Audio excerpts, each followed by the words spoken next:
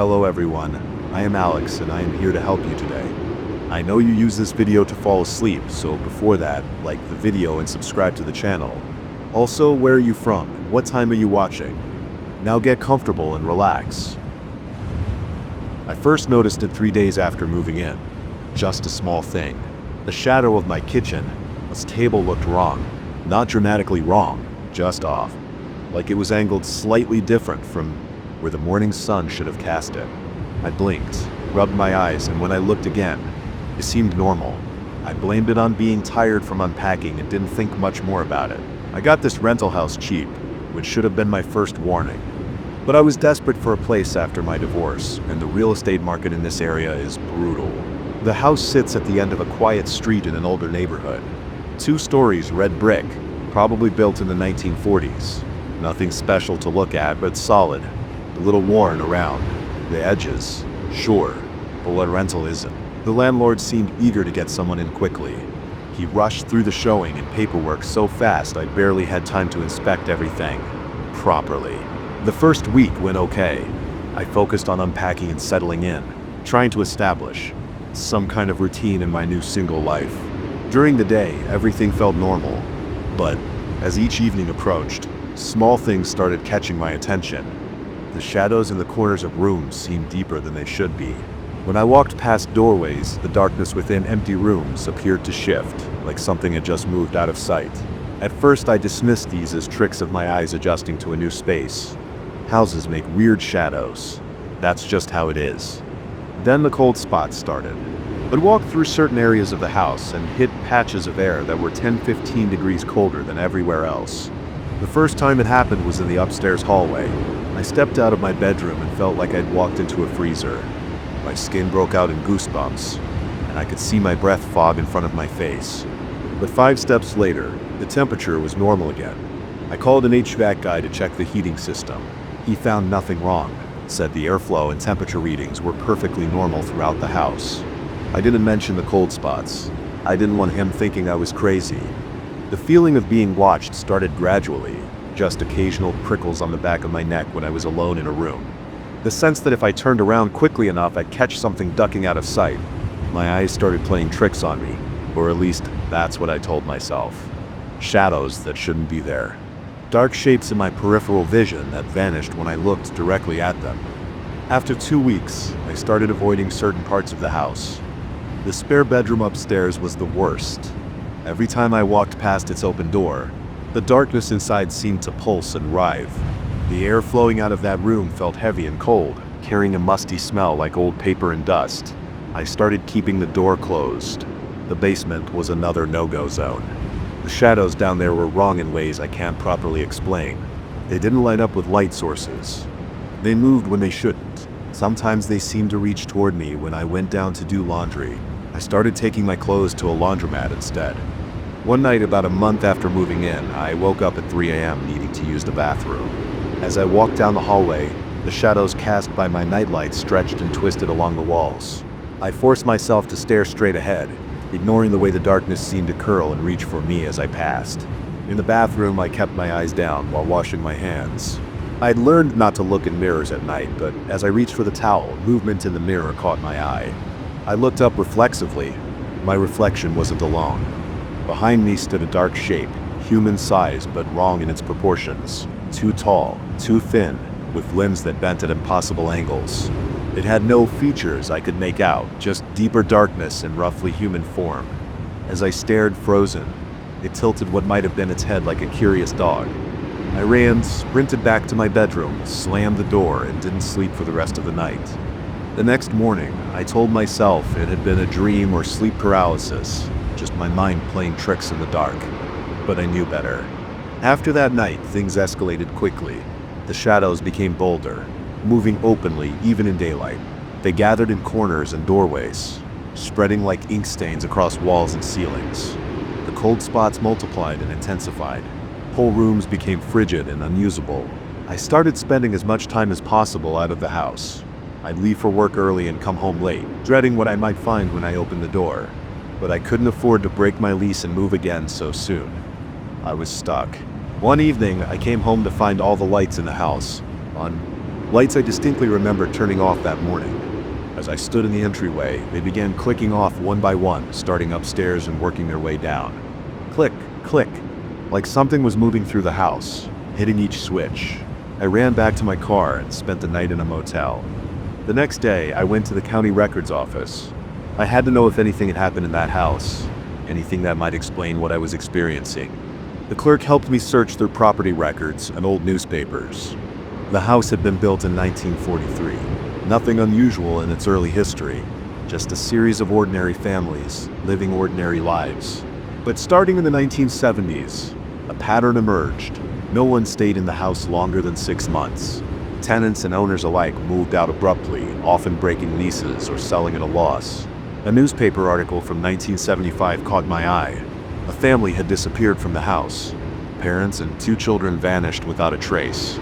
Police found no signs of forced entry or struggle. Their car was in the driveway, keys on the kitchen counter, dinner half eaten on the table. They were never found. The article mentioned something else. Complaints the family had made to police in the weeks before their disappearance. They reported strange noises, unexplained cold spots, and shadows that moved on their own. The police dismissed it as imagination or pranks. I read until the office closed, then sat in my car for a long time thinking. I couldn't stay in that house, but I couldn't afford to lose my security deposit and first month's rent either.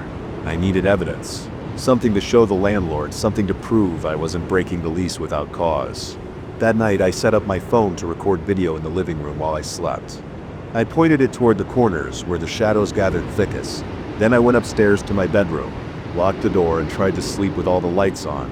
Around midnight, scratching sounds woke me. They came from inside the walls. Long, slow scrapes like fingernails on wood.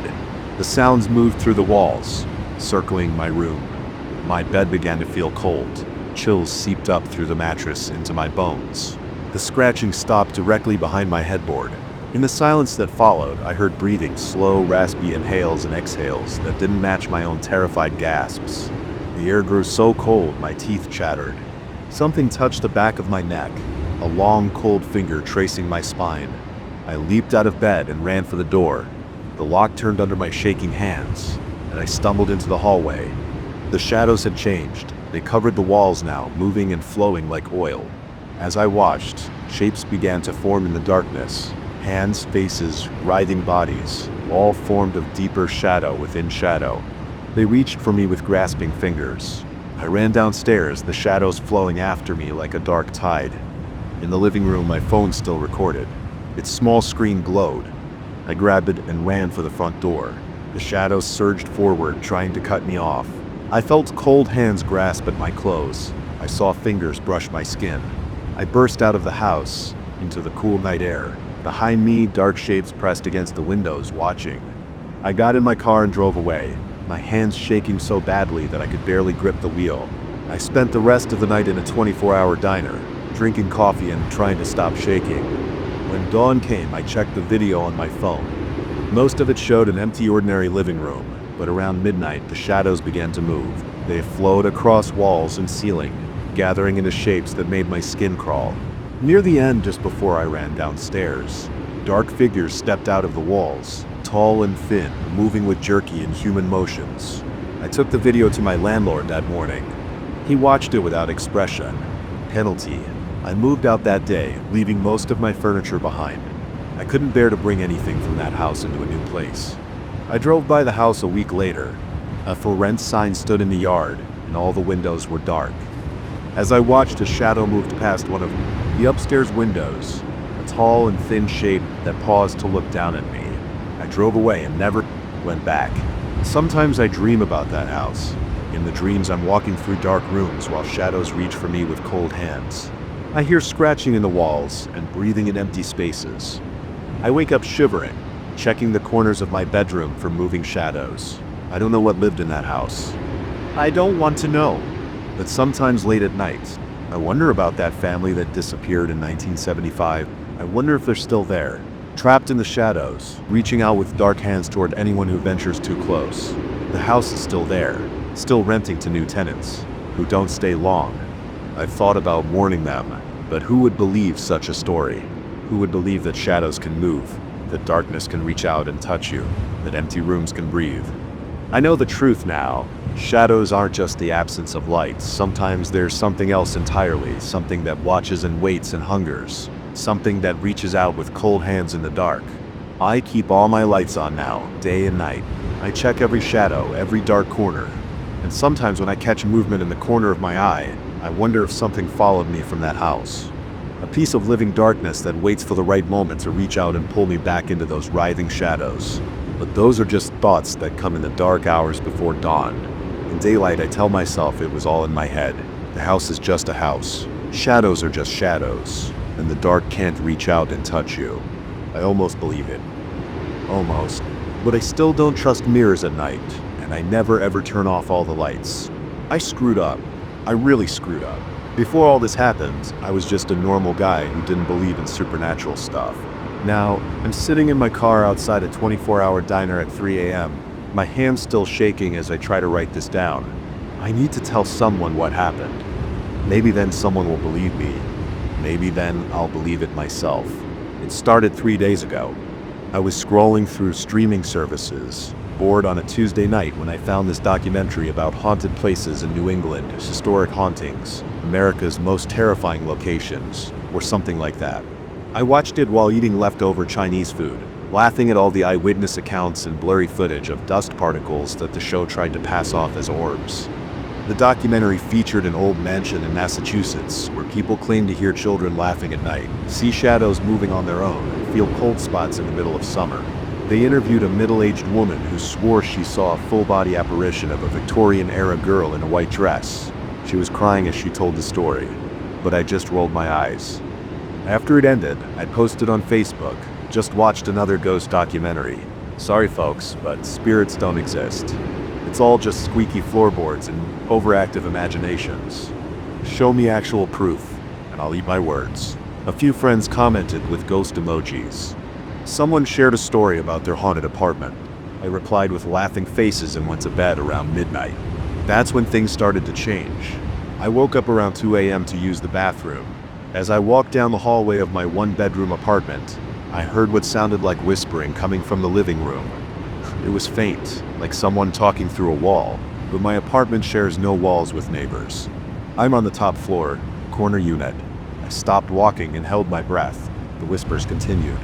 For about 5 seconds, then stopped. I told myself it was probably just the wind outside or the building settling. Old buildings make weird noises all the time, right? I used the bathroom and went back to bed. Just as I was drifting off to sleep, I heard a soft thud from the kitchen, like something small had fallen off a counter. I almost got up to check, but I was too tired. I looked in the morning. When I woke up, everything in the kitchen was exactly where it should be. Nothing on the floor, nothing out of place. I got ready for work, had my coffee, and forgot about the weird noises from the night before. That evening, I ordered pizza and watched TV. Around 9 p.m., I noticed my coffee mug on the kitchen counter had moved about 6 inches from where I'd left it that morning. I stared at it for a good minute, trying to remember if I touched it at all during the day. I hadn't. "You're being paranoid," I said out loud to myself. Maybe the vibrations from the upstairs neighbor's washing machine made it slide. I picked up the mug and put it in the dishwasher. When I turned around, the TV remote had shifted on the coffee table, rotating about 45 degrees from its previous position. I watched it happen. There was no vibration, no wind, no logical explanation, just the remote turning by itself. My heart started beating faster. I walked over and grabbed the remote, gripping it tight.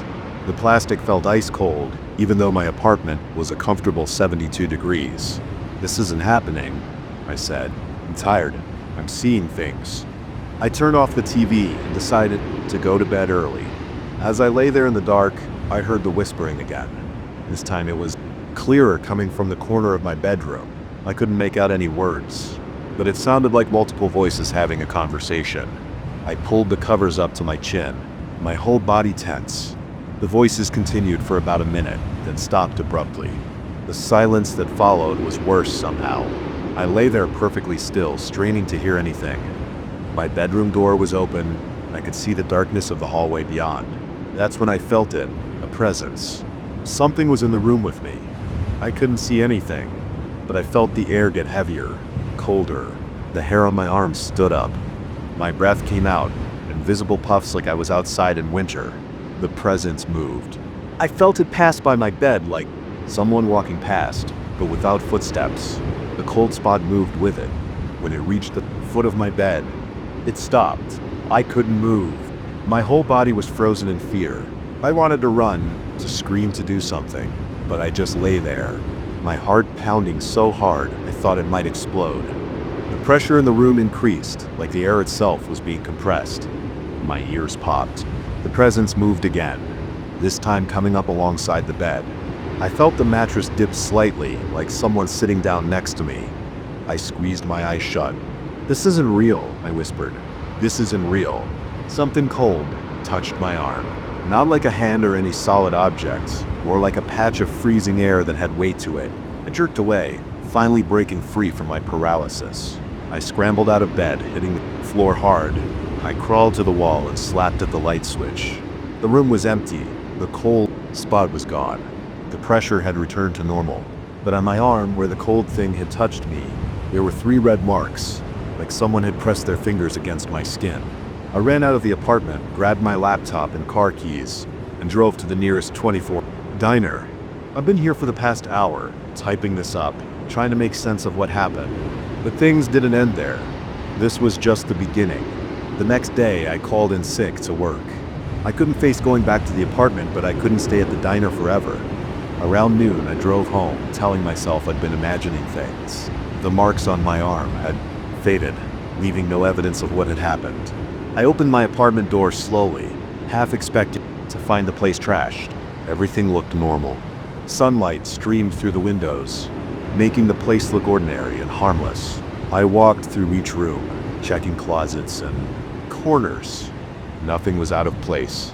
See, I said to myself, you let that stupid documentary get to you. Everything's fine.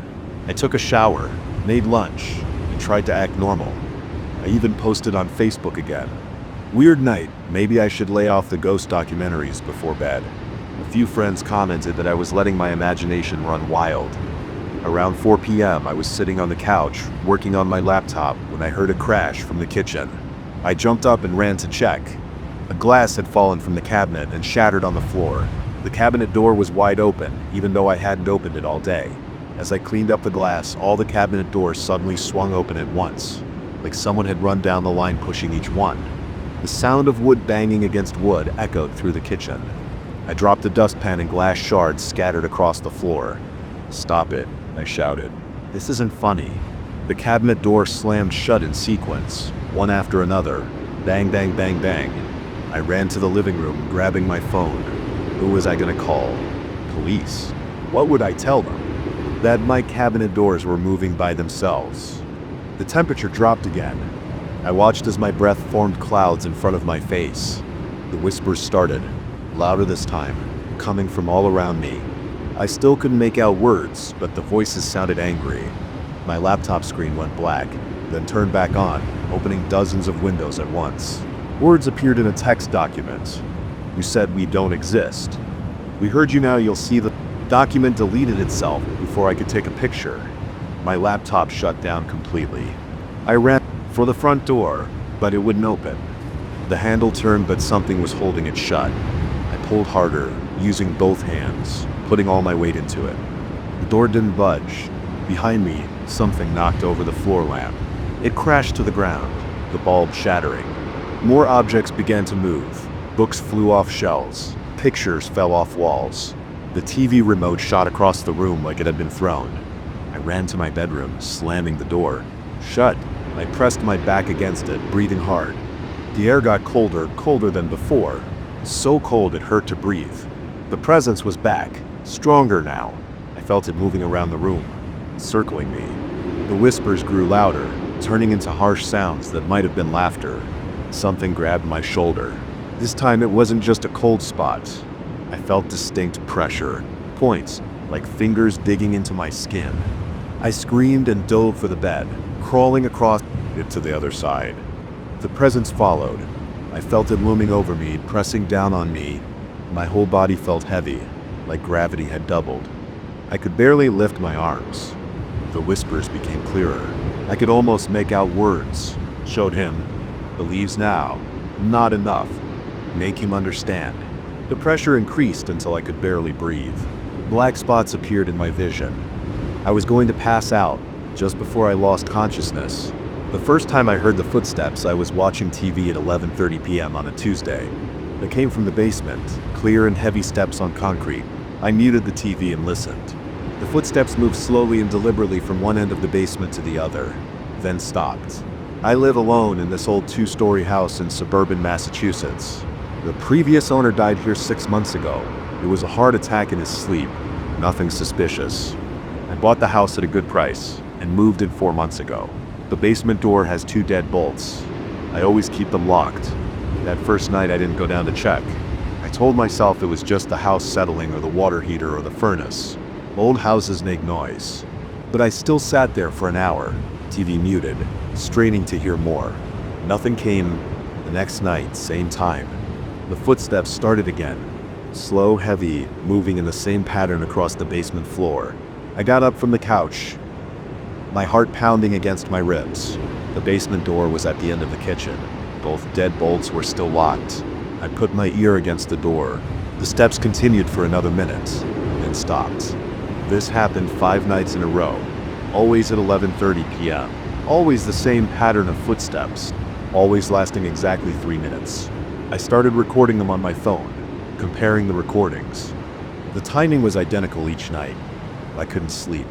I installed a security camera in the basement, pointing it at the area where the footsteps seemed loudest. The footage showed nothing but empty space. On the 6th night, I was ready. I had my Louisville Slugger baseball bat, a heavy Maglite flashlight, and my phone ready to call 911. At 11:25 p.m., I unlocked both dead bolts and waited by the basement door. My palms were sweating on the bat handle. My throat felt dry. 11:30 p.m. The footsteps started.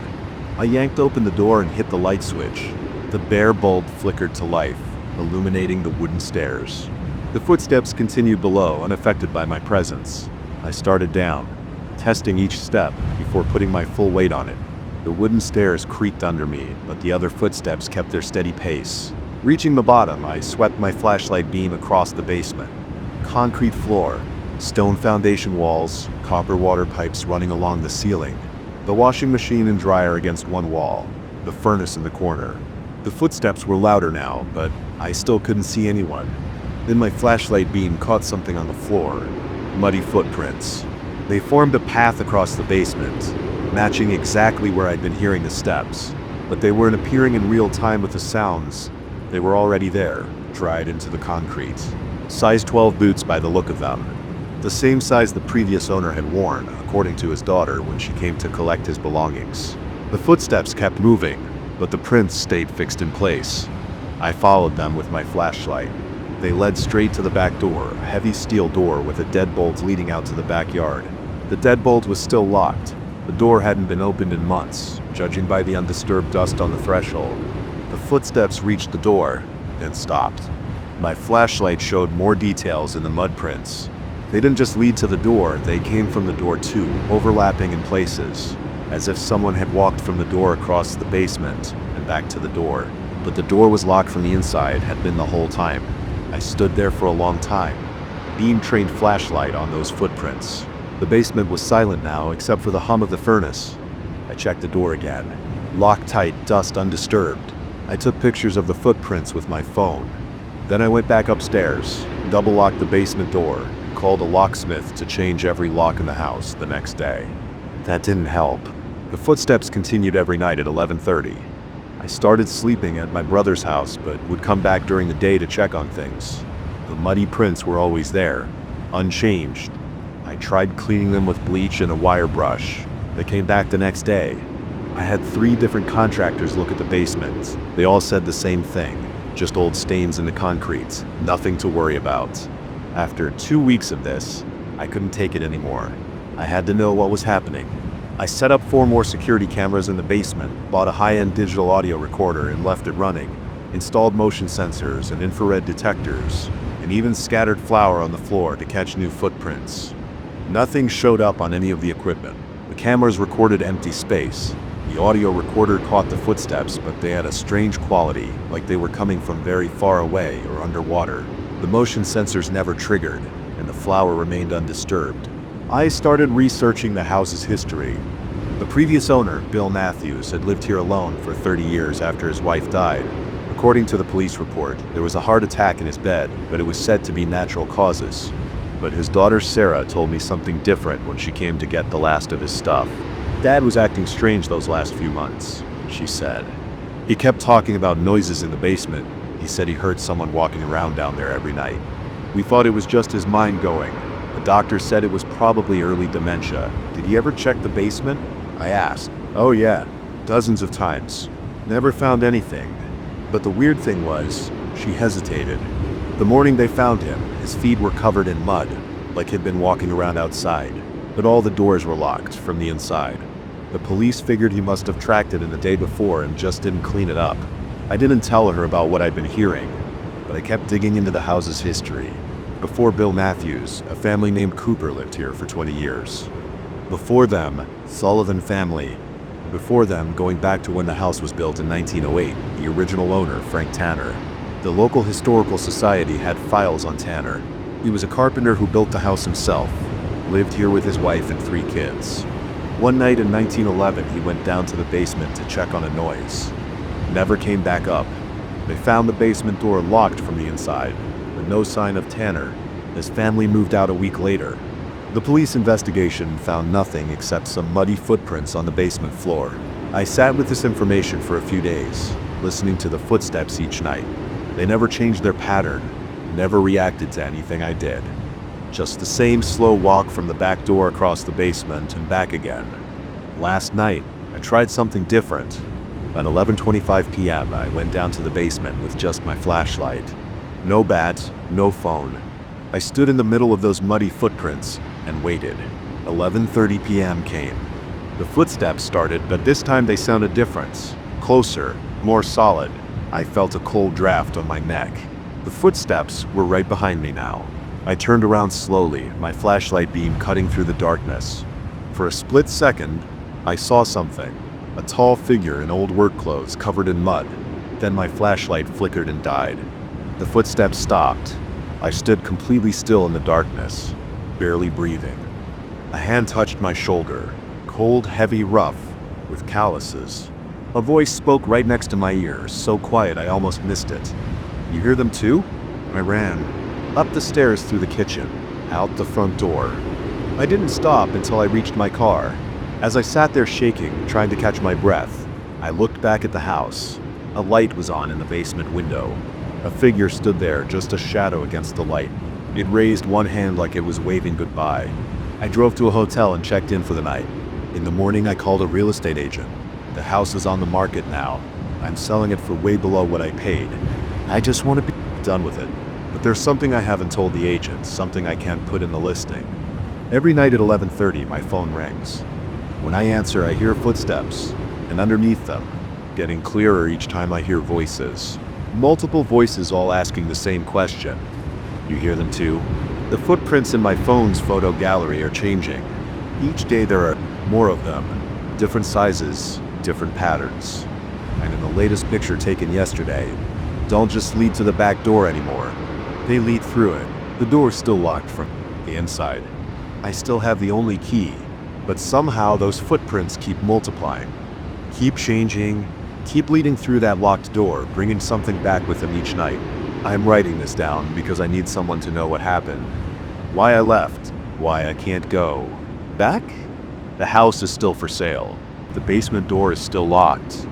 And every night at 11:30, in basements and empty rooms across the city, people are starting to hear footsteps. Check your basement door. Make sure it's locked.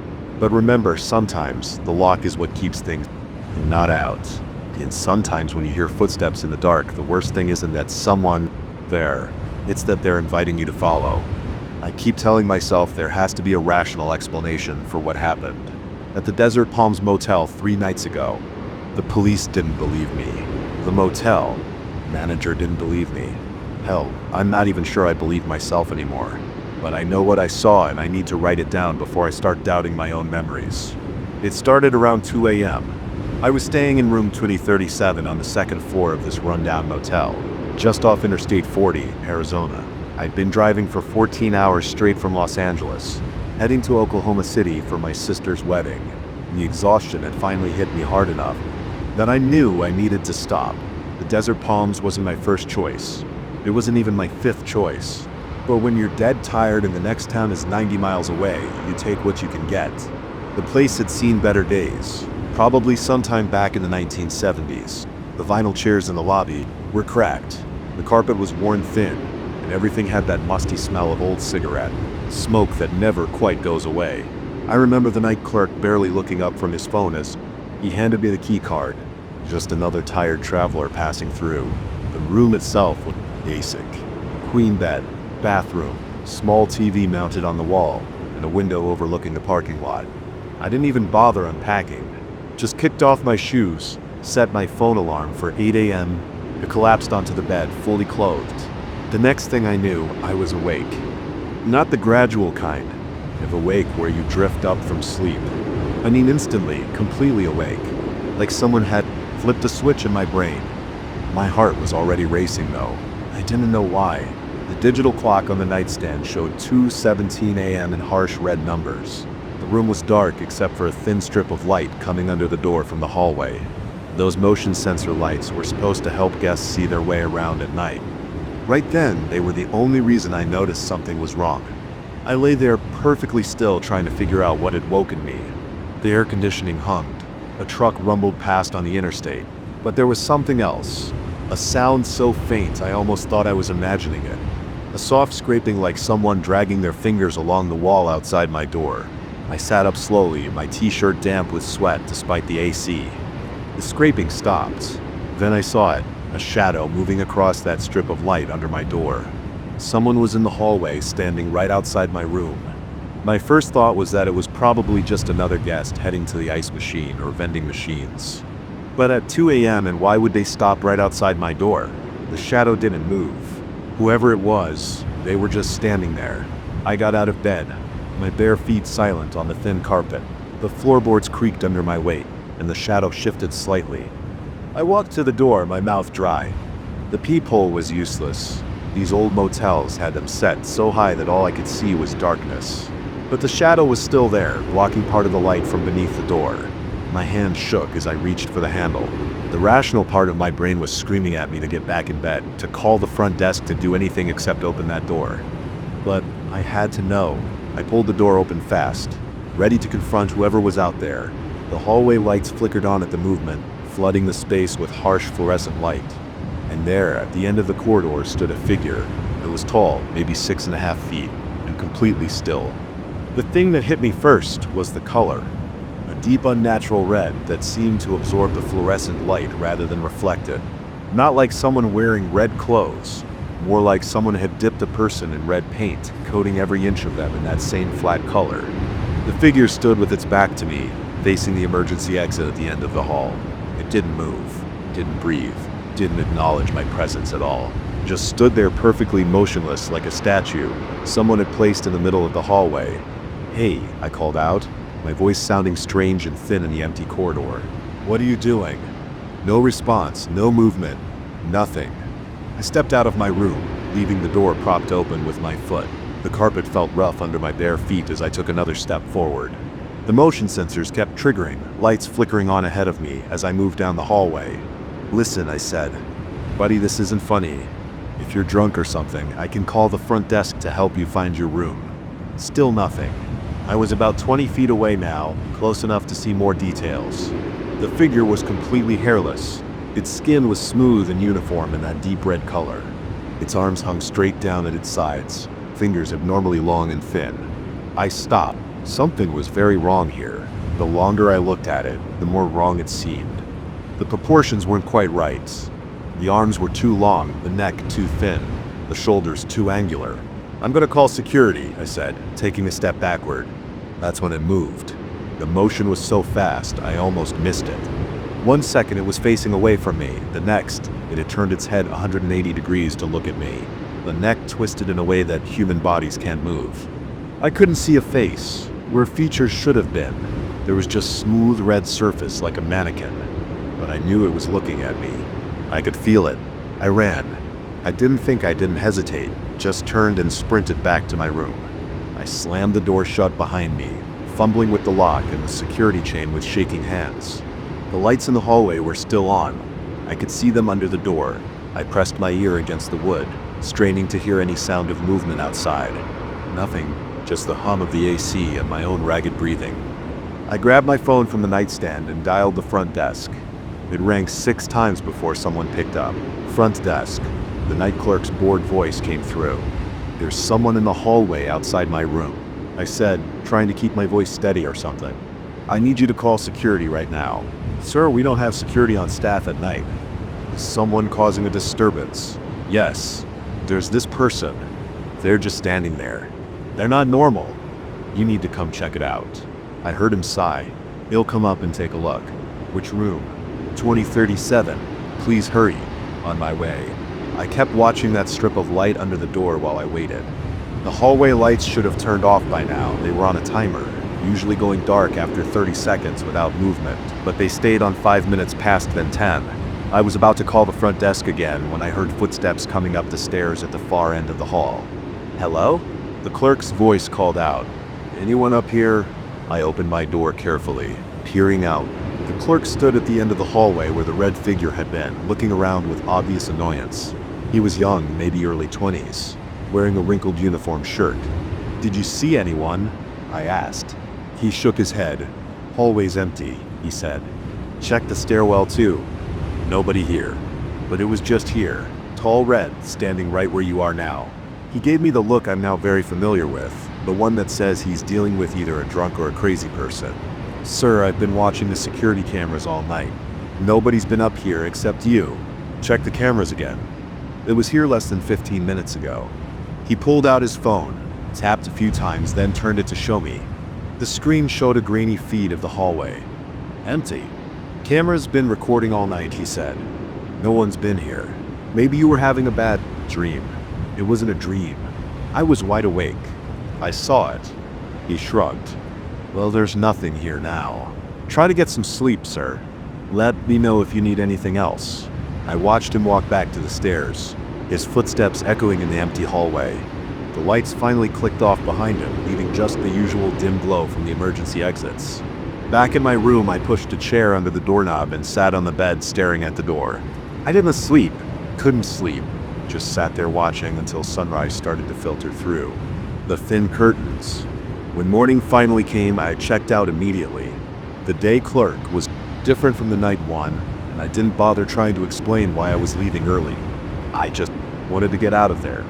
I spent the next few hours in my car, parked at a diner down the road, using their Wi-Fi to research the motel. I found nothing unusual in its history. No murders.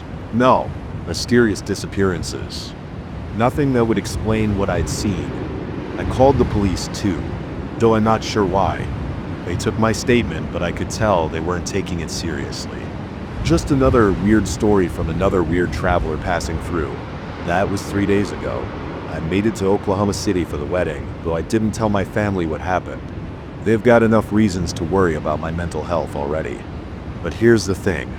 It keeps eating at me. I went back to the motel yesterday. I had to know.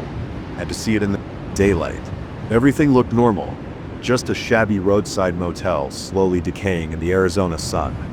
I talked to the manager this time, an older man who'd owned the place for 20 years. He'd never heard any strange stories about the second floor, never had any complaints about red figures in the hallway. But as I was leaving, he said something that made my blood run cold. Funny thing though, the motion sensor lights on that floor haven't worked right since Tuesday night. They just stay on all the time now. Electrician's coming out next week to look at them. Tuesday night, the night I was there. I drove away after that and haven't been back. Don't plan to ever go back. But I keep thinking about those lights still burning in that empty hallway, still waiting for something to move. The rational part of my brain tells me there has to be an explanation. Maybe it was exhaustion playing tricks on my mind. Maybe someone was playing an elaborate prank.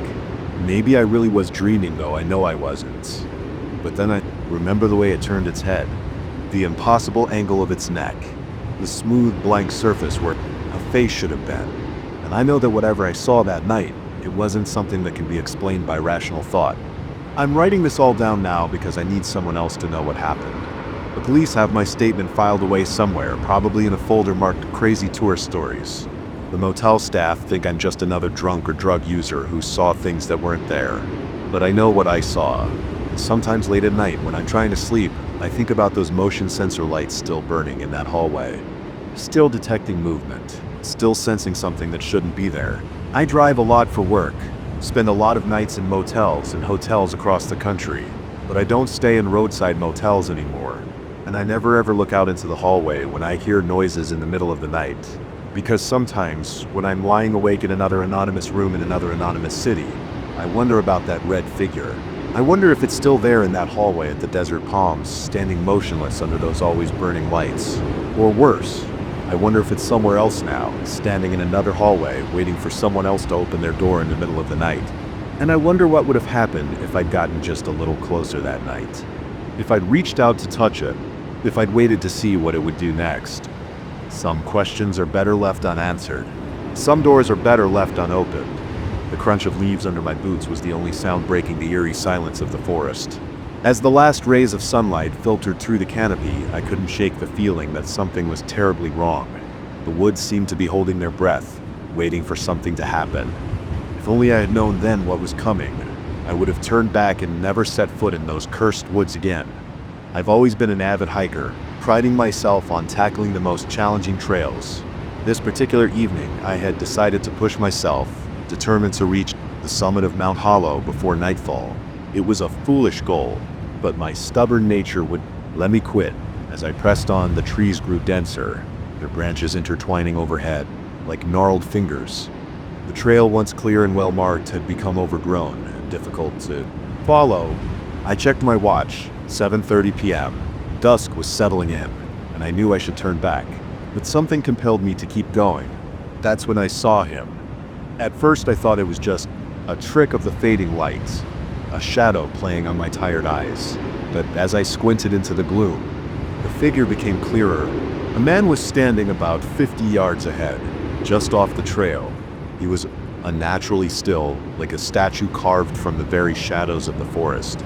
I called out, "Hello? Are you okay?" No response, not even a twitch. Curiosity overrode my caution, and I took a few steps closer. That's when I noticed his head. It was wrong, too small for his body, like a child's head perched atop an adult frame. A chill ran down my spine, and every instinct screamed at me to run. But I was rooted to the spot, unable to tear my eyes away from the grotesque figure. As I stood there, frozen in a mixture of fascination and horror, the last vestiges of daylight seemed to evaporate, plunging the forest into an inky blackness. I fumbled for my flashlight, my hands shaking so badly I nearly dropped it. When I finally managed to switch it on and pointed towards the figure, my blood turned to ice. He was gone. Panic seized me. I swung the flashlight wildly, its beam cutting through the darkness like a knife. Trees, bushes, rocks, but no sign of the strange man. Had I imagined it, or was my mind playing tricks on me? A twig snapped behind me. I whirled around, my heart pounding so hard I thought it might burst from my chest. There, at the edge of my flashlight's beam, stood another figure and another and another. They were emerging from the trees, silent as ghosts, each one bearing that same impossibility miniature head. Their bodies were unnaturally elongated, limbs too long and too thin to be human. They moved with a fluid grace that defied physics, gliding rather than walking. I wanted to scream, but no sound would come out. My legs felt like lead, refusing to obey my desperate commands to run. All I could do was watch in paralyzed terror as more of these creatures materialized from the darkness. One of them tilted its tiny head, regarding me with eyes that gleamed like polished obsidian in the flashlight's glow. Its mouth, if you could call it that, was nothing more than a thin, lipless slit that slowly began to stretch into a horrifying parody of a smile. That's when I heard it, a low melodic humming that seemed to emanate from everywhere and nowhere at once. It started soft, barely audible, but quickly grew in volume and intensity. The other creatures joined in, their voices blending into a discordant chorus that made my skull vibrate. The sound galvanized me into action. Adrenaline surged through my veins, and I turned and ran. I didn't care about the trail anymore. My only thought was escape. Branches whipped at my face. Roots threatened to trip me at every step, but I pushed on, driven by pure animal fear. The humming followed me, growing louder and more frenzied. I risked a glance over my shoulder and immediately wished I hadn't. The forest behind me was alive with movement. Dozens, hundreds of those things were in pursuit. They flowed through the trees like living shadows, their impossible bodies bending and twisting in ways that defied comprehension. I ran until my lungs burned, and my legs felt like they were on fire. But no matter how fast I moved, I couldn't shake the feeling that they were toying with me, letting me think I had a chance of escape. Just when I thought I couldn't go on any further, I burst through a line of trees and found myself in a small clearing. In the center stood an old, dilapidated cabin.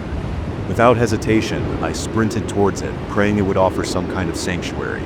The door was hanging off its hinges, and I nearly tore it off completely in my haste to get inside.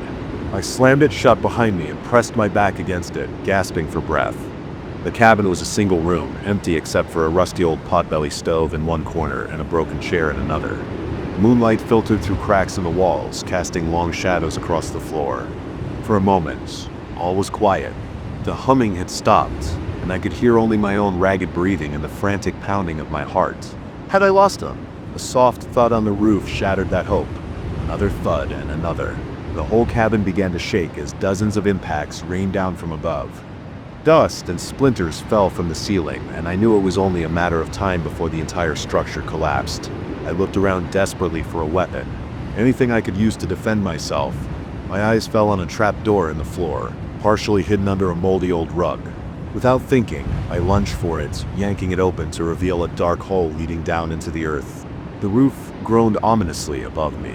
I had no choice. Taking a deep breath, I lowered myself into the hole and pulled the trapdoor shut above me. Darkness enveloped me, absolute and suffocating. I fumbled for my flashlight, praying it hadn't been damaged in my mad dash through the forest. To my relief, it flickered to life, revealing a narrow, earthen tunnel stretching out before me. I began to crawl, the damp soil soaked through my jeans. The sound of splintering wood above told me the cabin had finally given way. I pressed on, ignoring the claustrophobic panic clawing at the edges of my mind. How long I crawled through that tunnel, I couldn't say. Time seemed to lose all meaning in the oppressive darkness. I whirled narrow to the small circle of light from my flashlight and the scrape of my hands and knees against the rough earth. Just when I thought I couldn't bear it any longer, the tunnel began to slope upward. Hope surged through me as I saw a faint glimmer of light ahead. With renewed energy, I scrambled toward it. I emerged into a small cave, moonlight streaming in through an opening about 10 feet above me. Freedom was so close I could taste it, but as I stood up, brushing dirt from my clothes, a sound froze me in place, that haunting melodic hum. Slowly I turned around. There, lining the walls of the cave, stood dozens of the creatures. They were perfectly still, their tiny heads all turned toward me in unison. In the moonlight, I could see them clearly for the first time, and I almost wished I couldn't. Their skin was a sickly pale gray, stretched tight over elongated frames. Where their eyes should have been were only smooth, blank expanses of flesh. The humming was coming from their mouths, if you could call them that, which opened and closed with mechanical precision. I backed away, pressing myself against the cave wall. There was nowhere left to run. The creature in the center took a step forward, its movements fluid and unnatural. It raised one impossibly long arm, pointing a skeletal finger directly at me. The humming crescendoed, building to a fever pitch that made my head spin and my vision blur. Just as I thought my skull would split open from the sound, it stopped. The sudden silence was almost as deafening as the noise had been. The creature lowered its arm, and to my horror, its blank face began to change. The skin rippled and shifted, forming features where there had been none before. In a matter of seconds, I found myself staring at an exact replica of my own face, down to the last freckle and scar. It opened its mouth, my mouth, and spoke in a voice that was mine yet not mine. "Join us." The other creatures began to change as well, their featureless faces morphing into copies of my own. Soon I was surrounded by a sea of my own faces, all staring at me with an intensity that made my skin crawl. "Join us," they chanted in unison. Their voices were a twisted echo of my own. "Become one with the forest. Become one with us. I felt something inside me begin to change, a creeping numbness spreading through my body. My limbs began to elongate, my skin stretching painfully. I tried to scream, but no sound came out. As my vision began to fade, the last thing I saw was my own face, multiplied 100 times over, smiling at me with inhuman glee. I don't know how long I've been here in these woods. Time has lost all meaning. Sometimes I catch glimpses of hikers on the trail, and I feel an overwhelming urge to warn them, to tell them to turn back before it's too late. But all I can do is stand here, perfectly still, and wait for the sun to set. For when darkness falls, we emerge from the trees, seeking new souls to join our eternal dance in the forest of the damned. So if you're ever hiking in these woods, and you see a strange figure with a too small head, standing motionless among the trees, run, and don't look back, for we are always watching, always waiting, and we are always hungry for new brothers and sisters to join our haunting chorus. The first time I heard the clicking, I thought it was just my imagination. A trick of the wind, perhaps, or the rustle of leaves in the night breeze. But as I continued my evening walk with Max, my loyal German shepherd, the sound grew more persistent, more deliberate. It wasn't until I saw the first glint of reflected light in Max's eyes that I realized we weren't alone on this moonlit trail. I've always been a night owl, finding solace in the quiet hours when the rest of the world sleeps. Our nightly walks had become a ritual, a way to clear my head after long days spent hunched over my laptop, working on my latest novel. The wooded trail near our house was usually deserted at this hour, which suited me just fine. Tonight, however, something felt different. The air was heavy, oppressive, as if the forest itself was holding its breath. Max, usually eager to explore every bush and tree, stuck close to my side, his ears pricked forward and alert. The clicking sound came again, louder this time. It reminded me of the noise cicadas make, but was wrong somehow. Too rhythmic, too purposeful. I pulled out my phone and switched on its flashlight, sweeping the beam across the path ahead. That's when I saw them. At first, I couldn't process what I was seeing. The trail ahead was moving, undulating like a living carpet. As my eyes adjusted to the light, I realized with growing horror that the ground was covered in spiders. Not just any spiders, but monstrous arachnids the size of dinner plates, their segmented legs clicking against the hard-packed earth as they scuttled towards us. I froze, my breath catching in my throat. Max let out a low growl, his hackles rising. The spiders, disturbed by the sudden light, began to scatter, some climbing up the trunks of nearby trees, others disappearing into the underbrush. But for every spider that retreated, two more seemed to take its place, pouring onto the trail from the darkness beyond. "Max, heel," I whispered, my voice trembling. We needed to get out of here, to turn around and run back the way we came. But as I started to back away, I heard more clicking behind us. Slowly dreading what I might see, I turned and shone the light back down the trail. More spiders. We were surrounded. Panic threatened to overwhelm me, but I forced it down. I needed to think, to find a way out of this nightmare. The spiders hadn't attacked yet, but they were steadily closing in, forming a tightening circle around us. That's when I remembered the pepper spray I always carried in my pocket, a precaution against potential human attackers. Would it work on spiders? I had no idea, but it was the only weapon I had. With shaking hands, I pulled out the small canister. "Max, stay close," I murmured, and then I sprayed a wide arc in front of us, creating a barrier of stinging mist. The effect was immediate and horrifying. The spiders caught in the spray began to thrash wildly, their legs flailing as they emitted high-pitched keening noises I hadn't known spiders could make. The sound sent chills down my spine, but it had created a gap in their ranks. "Now, Max, run!" I shouted, and we bolted through the opening. I could feel the crunch of spider bodies beneath my feet, hear their clicks and screeches as we barreled through their swarm. Max ran ahead, clearing a path, while I followed close behind, spraying pepper spray and wide arcs to keep the creatures at bay. We ran blindly through the woods, veering off the trail in our desperation to escape. Branches whipped at my face, roots threatened to trip me at every step, but the terror of what pursued us drove me on. The clicking sounds followed, sometimes fading, only to grow louder again as the swarm regrouped and gave chase. I don't know how long we ran. Time seemed to lose all meaning in the surreal horror of that night. But eventually, the trees began to thin, and I could see lights ahead. We burst out of the forest, and onto a residential street, gasping for breath. For a moment, I thought we were safe. Then I heard the clicking again, saw dark shapes scuttling at the edge of the tree line. They weren't giving up. "Help!" I screamed, my voice hoarse and desperate. "Somebody, please help us." Porch lights flicked on up and down the street. I saw curtains twitch as curious faces peeked out at the commotion. But no one came out. No one opened their doors to the wild-eyed woman and her dog, pursued by horrors they couldn't see. The spiders were advancing now, pouring out of the woods and onto the asphalt. In the stark light of the street lamps, I could see them clearly for the first time. Their bodies were a mottled brown and black, blending perfectly with the forest floor. 8 eyes gleamed with malevolent intelligence on each of their hideous faces, and their mandibles. Todd, their mandibles were massive, dripping with some viscous fluid that sizzled when it hit the pavement. Max barked furiously, snapping at any spider that came too close. But there were too many. For every one he drove back, 3 more took its place. We were being herded, I realized with growing dread. Herded back towards the woods, just as despair threatened to overwhelm me. I heard the most beautiful sound in the world. Sirens. Someone must have called the police. Help was coming, but would it arrive in time? The spiders seemed to sense the approaching threat. Their clicks grew more frenzied, their movements more aggressive. One lunged at Max, latching onto his hind leg. He yelped in pain, trying to shake it off. No. I screamed, kicking at the monster.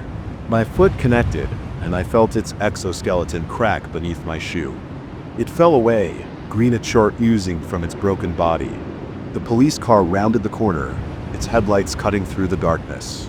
The spiders closest to the street retreated, scuttling back towards the shadows. But those behind us pressed forward, more determined than ever to drag us back into their domain. The car screeched to a halt and 2 officers jumped out, guns drawn. Their eyes widened as they took in the scene before them. "What the hell?" one of them muttered. "Help us!" I cried. "Please." They're everywhere. The officers advanced cautiously, their flashlights joining mine and illuminating the horde of monstrous arachnids. I saw doubt and disbelief, war with the evidence of their own eyes. "This is impossible," the second officer said, her voice shaking slightly. "Spiders don't get this big." As if to prove her wrong, one of the largest spiders I'd seen yet darted forward with terrifying speed. The officer fired. The gunshot was definitely loud in the quiet street. The spider's body exploded, showering the pavement with chunks of chitin and that strange green fluid. The sound of the gunshot seemed to break some sort of spell. Lights were coming on in every house now, and I could hear shouts and screams as people finally saw what was happening. More sirens wailed in the distance, growing louder. The spiders, perhaps realizing their opportunity was slipping away, surged forward in one last desperate attack. I saw one leap impossibly high, aiming for the male officer's face. Without thinking, I swung my arm, pepper spray at the ready. The spray caught the spider in midair, and it fell writhing to the ground.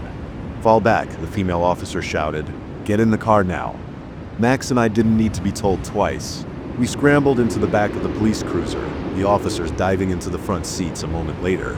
As we peeled away from the curb, I looked back to see the swarm of spiders retreating into the woods, melting away into the shadows as quickly as they had appeared. The next few hours passed in a blur of questions, medical examinations, and disbelief. Max's leg was treated for the spider bite, while I was checked for shock and any injuries I might have missed in the adrenaline-fueled escape. The police took my statements, though I could tell they were struggling to believe what they'd seen with their own eyes. By the time dawn broke, the woods had been cordoned off and teams of scientists and government officials were swarming the area. We found evidence of the spiders, shed exoskeletons, strange webbing, and the bodies of the ones we'd killed. But of living specimens, there was no sign. It was as if they had vanished into thin air. Weeks passed, and life slowly returned to normal, or as normal as it could be. After such an experience, the official explanation was that the spiders were a previously unknown species, driven from their natural habitat by deforestation or climate change. It was a neat, tidy explanation that allowed people to sleep at night, but I knew the truth. I had seen intelligence in those gleaming eyes, felt the purposefulness of their attack. These weren't just animals acting on instinct. They were hunting us, testing us, and I couldn't shake the feeling that they were still out there waiting. I don't go for walks at night anymore. Max and I stick to well-lit areas, never venturing near the woods after dark. But sometimes when the house is quiet and the wind whispers through the trees outside my window, I swear I can hear it. That soft, menacing click, click, click. And I wonder with a shiver of dread when they'll come for us again.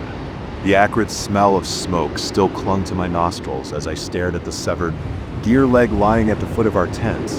My hands shook as I reached for my phone to wake Sarah. This wasn't a gift, it was a warning. And it all started 3 days ago when Sarah and I decided to take a camping trip to celebrate our anniversary. We'd been together for 5 years, and the last 2 had been rough, between her grueling residency at the hospital and my startup's constant demands. We barely had time for each other anymore. This trip was supposed to fix that all, to remind us why we fell in love in the first place. We chose a remote spot in the Cascade. Mountains, far from cell service and the pressures of our daily lives. The first day was perfect. We hiked, laughed, and reconnected in ways we hadn't in months.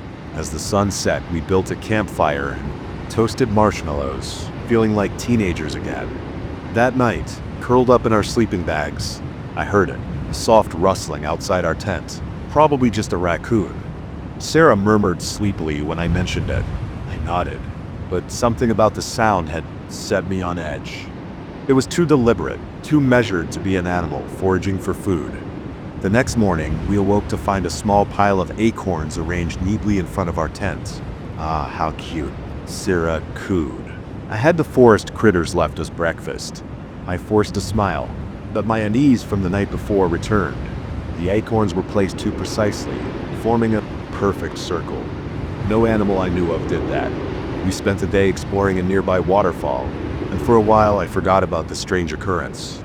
But as we hiked back to our campsite, I couldn't shake the feeling we were being watched. Every snapping twig, every rustle of leaves, seemed to follow us. That night, the rustling returned, louder this time. I lay awake for hours, straining my ears, but whatever was out there remained just out of sight.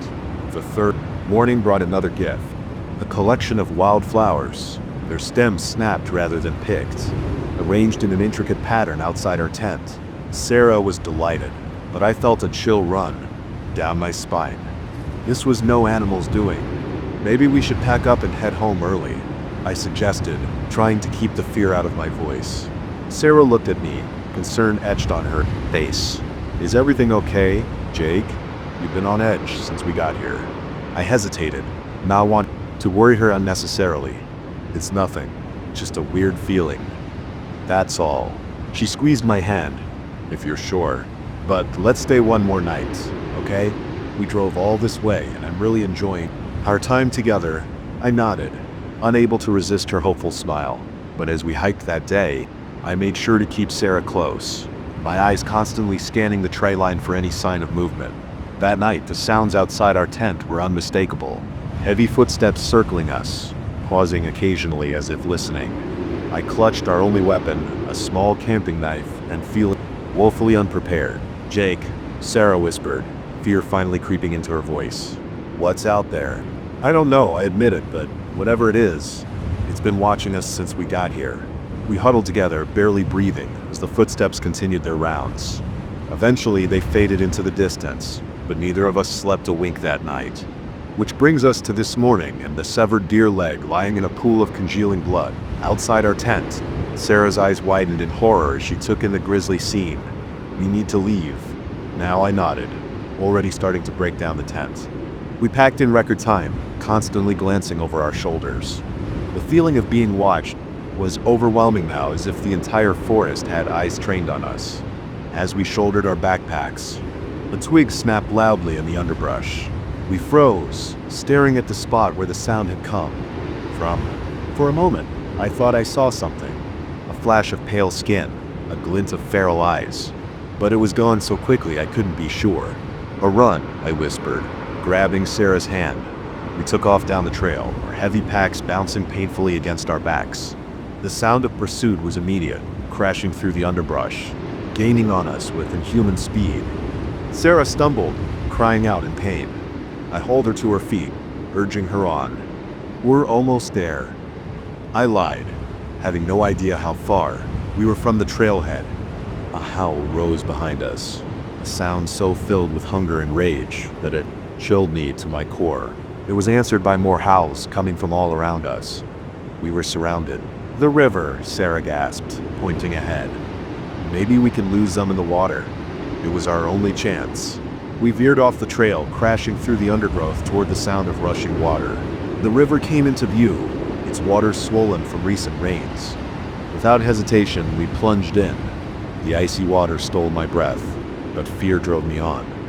We swam with the current, letting it carry us downstream and away from our pursuers. As we rounded a bend, I risked to glance back.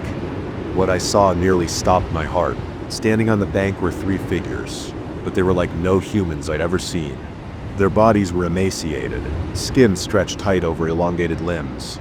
Matted hair hung in tangles around faces that were more animal than human. But it was their eyes that terrified me most, glowing with an otherworldly hunger, fixed on us as we were swept away. We managed to drag ourselves out of the river a mile downstream, shivering and exhausted. But we didn't dare stop. We stumbled through the forest, jumping at every sound, certain that those things were still after us. It was nearly dark when we finally reached the trailhead. Our car sat there, a beautiful sight of normality in the midst of our nightmare. We threw our packs in the trunk and peeled out of there, tires spinning on the gravel. As we drove away, I glanced in the rearview mirror. For a moment I thought I saw those glowing eyes, watching us from the tree line. But then we rounded a corner, and the forest was lost from view. We drove in silence for a long time, both of us trying to process what had happened. It wasn't until we were back in cell service range that Sarah spoke. "We need to report this," she said, her voice shaky. "Whatever those things were, they're dangerous. Other campers could be at risk." I nodded, but a part of me knew it would be useless. Who would believe our story? We had no proof, no evidence of what we'd seen. And a bigger part of me just wanted to forget, to pretend it had never happened. We did file a report with the park rangers, carefully omitting the more unbelievable aspects of our encounter. They promised to investigate, but I could see the skepticism in their eyes. To them, we were just another couple spooked by the woods. In the weeks that followed, we tried to move on. We threw ourselves into work, avoiding any mention of our camping trip. But the nightmares persisted. Visions of glowing eyes and severed limbs, of being hunted through endless dark forests. One night, unable to sleep, I found myself researching the area where we camped. Most of what I found was typical tourist information, but buried in an old forum thread, I discovered something chilling. There were stories stretching back decades of hikers going missing in those woods, of strange sounds in the night, and unexplained gifts left at campsites. Some blamed it on a lost tribe, others on some unknown species of predator, but the details were eerily familiar. I showed Sarah, and I saw the same realization dawn in her eyes. We weren't the first to encounter those things, and we likely wouldn't be the last. We've talked about going to the media, about trying to warn people, but who would believe us? We'd be laughed off as crazies or attention seekers. So we stay silent, carrying the weight of our knowledge. But every time I see a news report about another missing hiker, I wonder, and every time I smell wood smoke, hear a twig snap in the darkness, I'm back there running for my life through those endless woods. Sometimes, in my darkest moments, I find myself wondering if we truly escaped, or if those things are still out there, watching, waiting for the right moment to reclaim their prey. One thing I know for certain, I'll never set foot in those woods again. Some gifts are better left unopened, some mysteries better left unsolved, and some predators are best left undisturbed in the dark heart of the forest. The crackle of the campfire couldn't drown out the whisper in my head. "You're not alone." I'd been hearing it for days now, a constant reminder that something out there was watching, waiting, hunting me. As I huddled closer to the flames, I knew that tomorrow would bring another desperate attempt to lose my unseen pursuer. But deep down I feared it was already too late. It all started 5 days ago. I'm an experienced solo hiker, used to spending weeks in the wilderness with nothing but my backpack and my thoughts for company. This trip was supposed to be a chance to clear my head after a messy breakup and some trouble at work. Little did I know it would turn into a nightmare that would haunt me for the rest of my life. The first 2 days were uneventful. I made good progress along the trail, enjoying the solitude and the breathtaking views of the mountain range. On the third morning, I woke up feeling off. There was a heaviness in the air, a sense that something had changed overnight. As I packed up my tent, I couldn't shake the feeling that I was being watched. I tried to rationalize it, probably just some wildlife curious about the human intruder, but as I hiked that day, the feeling intensified. Every rustle in the underbrush, every snapping twig made me jump. I found myself constantly looking over my shoulder, but there was never anything there. That night, I had trouble sleeping. The forest, usually so peaceful, seemed alive with menace. I dozed fitfully, jerking awake at every sound. Just before dawn, I heard it, a soft rhythmic crunching of leaves, like footsteps circling my tent. My heart pounded as I lay perfectly still, straining my ears. The steps completed a full circle, and then faded away into the pre-dawn silence. When I finally worked up the courage to unzip my tent and peek out, there was no sign of anyone or anything. But right in front of my tent flap was a small pile of pine cones, arranged in a perfect triangle. I told myself it was just a coincidence that some animal had dropped them there. But deep down I knew better. This was deliberate. This was a message. I broke camp in record time and hit the trail hard, pushing myself to cover more ground than I had originally planned. All day, the feeling of being watched persisted. Occasionally, I'd catch a glimpse of movement out of the corner of my eye. But whenever I turned to look, there was nothing there. As the sun began to set, I realized I had a problem. In my haste to put distance between myself and whatever was following me, I had veered off my planned route. I was in a part of the wilderness I didn't recognize, with no idea how to get back to familiar terrain. I found a small clearing to set up camp, choosing a spot with good visibility in all directions. As I ate my dinner of trail mix and beef jerky, I tried to come up with a plan. In the morning, I decided I would backtrack to where I'd gone off course. It would cost me a day, but it was better than getting more lost. That night was the worst yet. The feeling of being watched was so intense it was almost a physical sensation, like icy fingers trailing down my spine. I lay awake for hours, my hand clutching the small canister of bear spray that was my only weapon. Just as exhaustion was finally overtaking me, I heard it again, those soft, deliberate footsteps. This time, they didn't circle my tent. They came right up to it, pausing just outside the thin fabric wall by my head. I held my breath, my whole body rigid with fear. There was a soft scratching sound, and then the footsteps retreated. It wasn't until morning that I saw what my nocturnal visitor had left, a crude stick figure about a foot tall, stuck into the ground beside my tent. That was when I knew for certain this was no animal. Something intelligent, something that wanted me to know it was there, was stalking me through this wilderness. I abandoned all pretense of following my original hiking plan. My only goal now was to get out of these woods as quickly as possible. I headed downhill, figuring it would eventually lead me to a road or town, but soon it became clear that my pursuer had other ideas. Whenever I thought I was making good progress, I'd find my path blocked by a fallen tree that hadn't been there minutes before, or a sudden rock slide that forced me to detour. Each obstacle drove me further off course, deeper into unfamiliar territory. By the fourth night, I was exhausted, scared, and hopelessly lost. I made camp in a small grove of trees, too tired even to bother with my tent. As I lay in my sleeping bag, staring up at the stars peeking through the canopy, I heard the footsteps again. But this time, they were joined by something else. A low, guttural humming. The sound raised the hair on the back of my neck. It was like nothing I'd ever heard before, not quite human, not quite animal. It circled my camp, always just out of sight, for what felt like hours. I clutched my bear spray, eyes wide in the darkness, certain that at any moment, my stalker would finally reveal itself. But it never did. As suddenly as it had started, the humming stopped, and the forest fell silent. When dawn broke, I found another gift. A crude circle of stones around my sleeping bag, with a small pile of fresh berries in the center. The message was clear. I could have been killed in my sleep, but instead I was being fed. I was being toyed with. And that brings me to tonight, my fifth night in this never-ending nightmare. I'm sitting by my campfire, jumping at every shadow, every sound. I've been walking all day, but I have no idea if I'm any closer to civilization. My food is running low, and I'm not sure how much longer I can keep going. But giving up isn't an option. Whatever's out there, whatever wants me, I can't let it win. I have to keep moving, keep fighting, keep hoping that somehow I'll find my way out of these woods.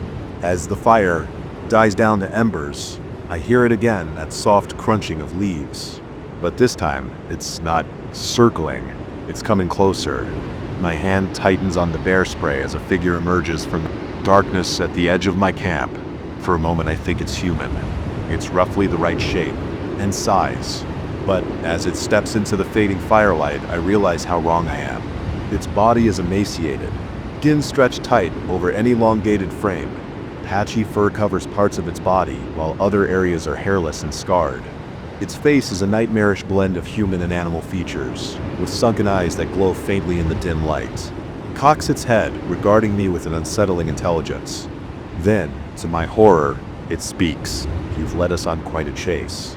Its voice a rasping whisper. "But the game is over now. It's time to come home." As it takes another step forward, I hear more movement in the woods around me. More figures emerge, each as twisted and horrifying as the first. I'm surrounded. In that moment I realized the terrible truth. I was never meant to escape these woods. This wasn't about the hunt. It was about recruitment. These things, whatever they are, want to make me one of them. As they close in, I make a desperate choice. I spray the bear spray in a wide arc, creating a temporary barrier of stinging mist. In the confusion, I snatch up my backpack and run, crashing through the underbrush with no regard for direction or stealth. I can hear them behind me, their inhuman shrieks echoing through the trees. I run until my lungs burn and my legs feel like they're on fire. But I don't stop. I can't stop. I don't know how long I've been running or where I am. The trees all look the same in the darkness. But I know one thing for certain. I can't let them catch me. I won't become one of them. So I keep running, even as I hear them getting closer. The moon hung low and heavy in the sky, casting long shadows across the forest floor. We thought we were alone, just four stupid teenagers looking for a thrill. But as the chanting grew louder and the flickering firelight danced between the trees, I realized with growing horror that we had stumbled into something far more sinister than we could have ever imagined. It was supposed to be a simple night of rebellion. My best friend Jake had the brilliant idea of sneaking out to explore the old Johnson property, a sprawling woodland estate that had been abandoned for years. Local legends spoke of ghosts, cult activity, and all sorts of spooky nonsense that we, in our infinite teenage wisdom, found irresistible. So, there we were, Jake, his girlfriend Lily, my crush Sarah, and me, armed with nothing but our phone flashlights and an unhealthy dose of overconfidence. We scaled the rusty gate and entered the forbidden grounds. At first it was exactly what you would expect. We wandered through overgrown paths, giggling nervously at every creaking branch and rustling leaf. Jake tried to scare us with exaggerated ghost stories, while Lily rolled her eyes and pretended not to be scared. Sarah stayed close to me, which I didn't mind one bit. It wasn't until we were deep in the heart of the property that things started to feel off. The air grew thick and heavy like the forest itself was holding its breath. The usual nighttime sounds, crickets, owls, the rustle of small animals, fell silent. Even Jake's incessant chatter died down as we all sensed that something wasn't right. That's when we saw the first flicker of light through the trees. "What's that?" Sarah whispered, gripping my arm tightly. "Probably just some other kids," Jake said. But his voice lacked its usual confidence. "Come on, let's check it out." Every instinct told me to turn back, to grab Sarah's hand and run as fast as we could back to the safety of our homes. But peer pressure is a powerful thing, and I didn't want to look like a coward in front of her. So I swallowed my fear and followed Jake deeper into the woods. As we got closer, we could hear voices. Low, rhythmic chanting that sent chills down my spine. The flickering light resolved into a bonfire, casting twisted shadows on the surrounding trees and around that fire. I'll never forget what I saw next. A circle of robed figures, their faces hidden by dark hoods, swayed in time to the chanting. In the center of the circle stood a stone altar, its surface stained dark with what I prayed wasn't blood. We crouched behind a thick clump of bushes, too terrified to move or speak. I could feel Sarah trembling next to me, hear Lily's sharp intake of breath. Even Jake, for once in his life, was struck speechless. The chanting grew louder, more frenzied, and then one of the robed figures stepped forward, raising a wicked-looking dagger high above their head. In that moment, I was certain we were about to witness a human sacrifice. But then everything went to hell. Lily, overcome by fear or revulsion, let out a strangled cry. The chanting stopped abruptly, and every hooded head turned in our direction. "Run!" Jake yelled, grabbing Lily's hand and bolting. I didn't need to be told twice. I grabbed Sarah's hand and we took off, crashing through the underbrush with no regard for stealth or direction. All that mattered was putting as much distance between us and that nightmarish scene as possible. I could hear shouts behind us, the crashing of multiple people pursuing through the woods. My lungs burned and branches whipped at my face, but terror drove me on. Sarah stumbled and I hauled her to her feet, practically dragging her along. "We have to split up," Jake called out from somewhere to my left. "Meet back at the gate." It was a terrible idea, but in the chaos of the moment, it seemed to make sense. Jake and Lily veered off to the right, while Sarah and I continued straight ahead. The sounds of pursuit seemed to fade, but I didn't dare slow down. We ran until we couldn't run anymore, finally collapsing behind a fallen tree, gasping for breath. What was that?" Sarah panted, her eyes wide with fear.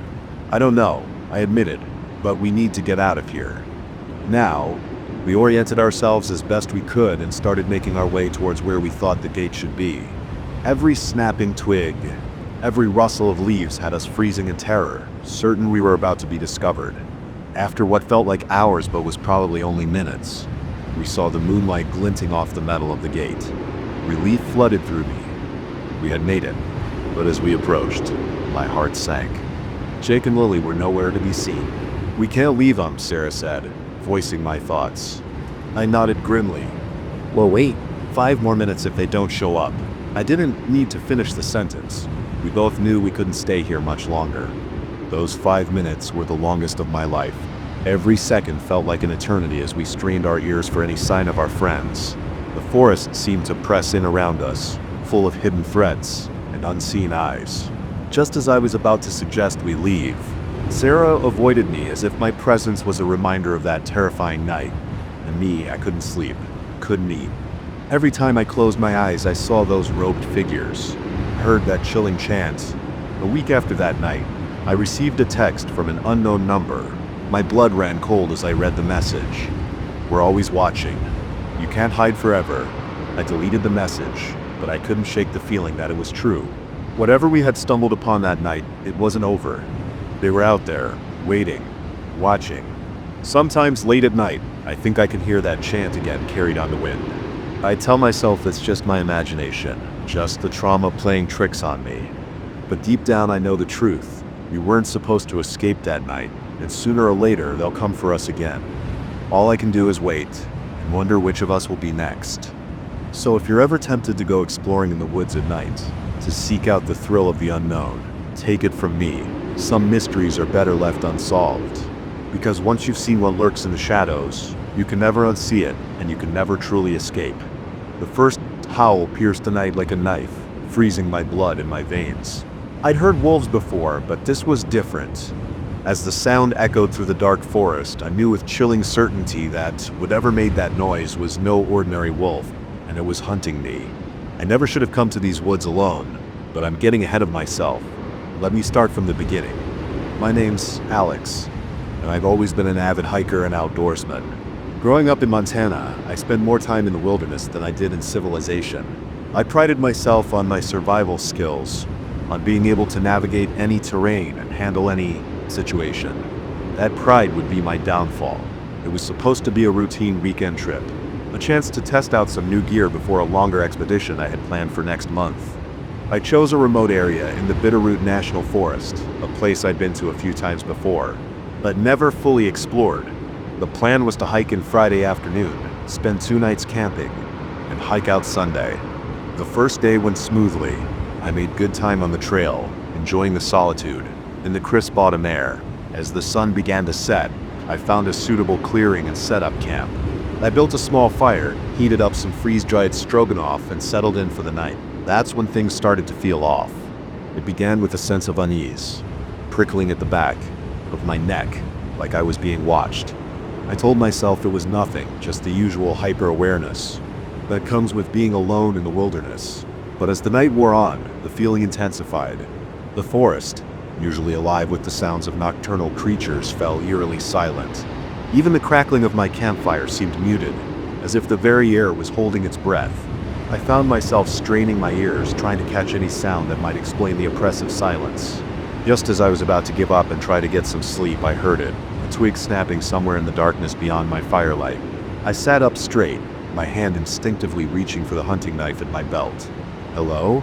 I called out, my voice sounding unnaturally loud in the quiet forest. "Is someone there?" No response. Just another snap. Closer this time, followed by a low, rumbling growl that was definitely not from any bear or mountain lion I'd ever encountered. I scrambled to my feet, my heart pounding. Whatever was out there, it was big, and it was getting closer. I grabbed my flashlight and swept the beam around the edges of my camp, half expecting to see glowing eyes staring back at me. But there was nothing, just endless dark trees. That's when the first howl came. The one I mentioned earlier. It started low, almost subsonic, before rising to a pitch that set my teeth on edge. It was joined by another, then another, until the air was filled with an otherworldly chorus that chilled me to my core. I didn't wait to see what was making those sounds. I grabbed my backpack, kicked dirt over my fire, and ran. Looking back, I know how stupid that was. Running in a panic through an unfamiliar forest at night is a recipe for disaster. But in that moment, blind terror overrode all common sense and survival training. All I knew was that I had to get away from those howls. I crashed through the underbrush, branches whipping at my face, roots threatening to trip me at every step. I had no idea where I was going. My only thought was to put as much distance between myself and whatever was back there as possible. How long I ran, I couldn't say. Time lost all meaning in the darkness and fear, but eventually my lungs burning and legs shaking. I had to stop. I leaned against a tree, gasping for breath, and tried to get my bearings. The howls had stopped, or at least I could no longer hear them, but the silence that replaced them was almost worse. I fumbled for my compass, hoping to at least figure out which direction I'd been running. But as the needle spun wildly, never settling on a direction, I realized with growing dread that something was very, very wrong. A twig snapped behind me, and I whirled around, flashlight beam cutting through the darkness. For a split second, I caught a glimpse of something, a flash of gray fur, a glint of yellow eyes, before it darted out of sight. "Who's there?" I shouted, my voice cracking with fear. "Morning. What do you want?" A low chuckle answered me, a sound that was almost human but not quite. It seemed to come from everywhere at once, surrounding me. "We want you, Alex," a gravelly voice said from the shadows. "We've been waiting for someone like you for a very long time." Ice flooded my veins. How did it know my name? And what did it mean? Someone like me? I didn't stick around to find out. I took off running again. No destination in mind, just a desperate need to escape. But no matter how fast I ran, I couldn't shake the feeling that I was being herded, driven in a specific direction by unseen forces. As I burst through a thick patch of underbrush, I found myself in a small clearing. In the center stood a circle of standing stones, their surfaces covered in strange, swirling symbols that seemed to glow faintly in the moonlight. And surrounding the circle were the creatures. They were wolf-like in shape, but much larger than any wolf I'd ever seen. Their fur was a mottled gray and black, hanging in matted clumps from bodies that seemed too thin, too angular to be natural. But it was their eyes that truly terrified me, glowing yellow orbs filled with an intelligence that was terrifyingly human. I stood frozen, trapped between fear and disbelief. This couldn't be real. Things like this didn't exist outside of movies and nightmares. The largest of the creatures, a massive beast with a scar running down its muzzle, stepped forward. As I watched in horror, its body began to change. Bones cracked and reformed, fur receded, until a man stood before me, naked, wild-looking, with those same yellow eyes. "Welcome, Alex," he said, his voice the same gravelly tone I'd heard in the woods. "We've been expecting you." "What? What are you?" I managed to stammer. He smiled, revealing teeth that were still too sharp, too animal to be human. "We are the guardians of these woods, the keepers of ancient secrets, and now you will join us." "No," I said, backing away. No, this isn't real. "This can't be happening." "Oh, but it is," he said, advancing on me. "You humans have forgotten the old ways, forgotten the price that must be paid to walk in these wild places. We remember, and we will teach you, the other creatures, werewolves." I realized with a jolt of terror, began to close in around me. I looked for an escape route, but there was nowhere to run. I was surrounded, as the leader reached for me, his hands already beginning to transform back into claws. I did the only thing I could think of. I screamed until my throat was raw, until black spots danced at the edges of my vision. And then, miraculously, I heard another sound. A helicopter. Search and rescue. In my blind panic, I must have activated the emergency beacon on my satellite communicator. The werewolves snarled in frustration, their heads turning toward the sound of approaching rescue. In that moment of distraction, I saw my chance. I bolted, running faster than I ever had in my life, towards the sound of salvation. I don't remember much of what happened next. I have vague memories of bursting out of the tree line of blinding searchlights and concerned voices. I babbled about werewolves and stone circles, but of course, no one believed me. They put it down to dehydration and exposure, a bad case of getting spooked in the woods. It's been months since that night, and I haven't set foot in the wilderness since. I tell myself it was all a hallucination, a trick of fear and exhaustion. But sometimes, on quiet nights when the moon is full, I swear I can hear distant howls. And I know, deep in my bones, that they're still out there, waiting, watching. So if you ever find yourself alone in the deep woods, and you hear a howl that sounds a little too human, run, and don't look back. Because some things in this world are better left undiscovered, some hunts better left unfinished, and some nights in the forest, some nights you don't come back from at all. The rain fell in sheets, drenching me to the bone, but the old man's suit remained perfectly dry. As he stood there, unnaturally still on the muddy trail, I felt a chill that had nothing to do with the weather. Something was very, very wrong, and I was about to find out just how deep this rabbit hole went. I'm an avid hiker, always seeking out new trails and challenges. That's what brought me to this remote path in the Cascade Mountains on a dreary autumn day. The forecast had called for light showers, but as I drove to the trailhead, the sky opened up. I almost turned back, but stubbornness got the better of me. I'd driven 2 hours to get here. I wasn't going to let a little rain stop me. The first hour of the hike was miserable but uneventful. The trail wound through dense forest, the canopy offering little protection from the downpour. My boots squelched with every step, and water ran in rivulets down my face. But I pressed on, telling myself the view at the summit would be worth it. As I rounded a bend in the trail, I saw him, an elderly man, probably in his late 70s or early 80s, standing stock still about 50 yards ahead. He wore a crisp black suit, a red bow tie, polished dress shoes, an outfit more suited to a fancy restaurant than a muddy mountain trail. But it wasn't just his inappropriate attire that set alarm bells ringing in my head. It was the fact that despite the torrential rain, he was completely, impossibly dry. I blinked hard, sure I must be seeing things. But when I opened my eyes, he was still there, as dry as a bone in the middle of a downpour. "Hello?" I called out, my voice nearly drowned by the rain. "Are you okay, sir?" No response. He didn't even seem to breathe. I took a few cautious steps forward. As I got closer, I could make out more details.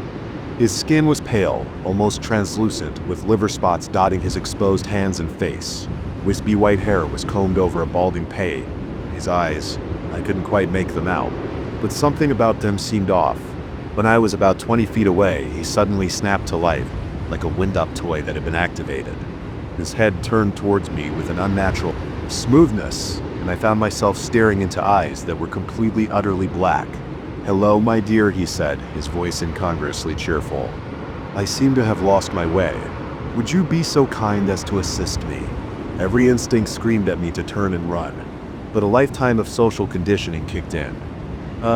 Sure," I heard myself say. "Where are you trying to go?" He smiled, revealing teeth that were just a bit too sharp. "Oh, just down the mountain. But I'm afraid I've gotten quite turned around. Perhaps you could show me the way." I hesitated. The rational part of my brain was throwing up. Red flag after red flag, but another part was intrigued. How was he staying dry? Why was he up here dressed like that? And those eyes?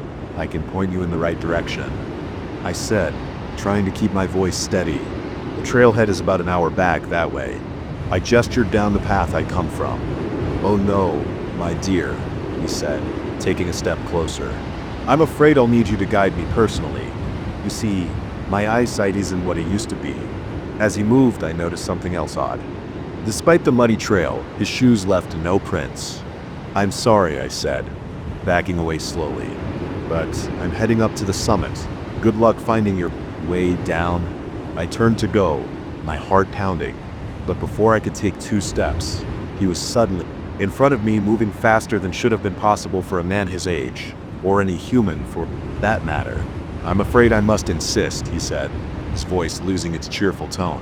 "You see, I've been waiting a very long time for someone like you to come along." I tried to sidestep him, but he matched my movement with that same unnatural speed. "What do you mean, someone like me?" I asked, stalling for time as I looked for an escape route. He tilted his head, regarding me with those pitch-black eyes. "Someone alone. Someone no one will miss for a while. Someone who can help me get home." As he spoke, his face began to change. The skin seemed to melt, revealing something underneath that was decidedly not human. I caught a glimpse of gray, scaly flesh before I turned and ran. I crashed through the underbrush, abandoning the trail in my desperation to get away. Branches whipped at my face. Roots threatened to trip me, but terror drove me on. I could hear him behind me, moving through the woods with an ease that defied his apparent age and attire. "You can run forever, my dear," his voice called out, somehow right next to my ear despite him being behind me. "I've waited centuries for this chance. A few more minutes won't matter." Centuries. What the hell was I dealing with here? I ran until my lungs burned and my legs felt like jelly.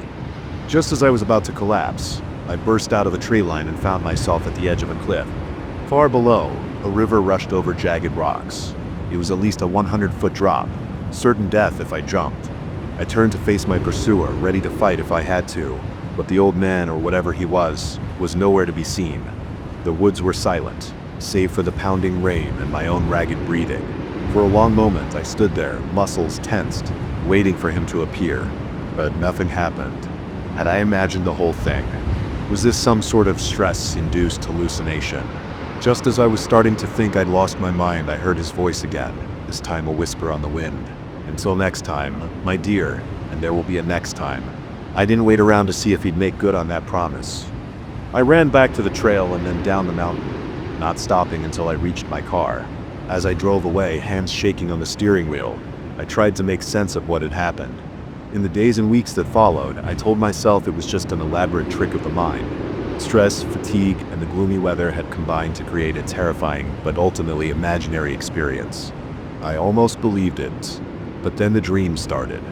Night after night, I found myself back on that rain-soaked trail, facing the old man with black eyes. Sometimes he caught me, his human disguise melting away to reveal something ancient and horrifying. Other times I managed to escape, only to wake up in a cold sweat, certain he was standing at the foot of my bed. I haven't been hiking since that day. I can't bring myself to set foot on a trail, even in broad daylight with plenty of people around, because I know, deep in my bones, that he's out there, waiting, watching. And one day, when I least expect it, I'll turn a corner and he'll be there, ready to finish what he started.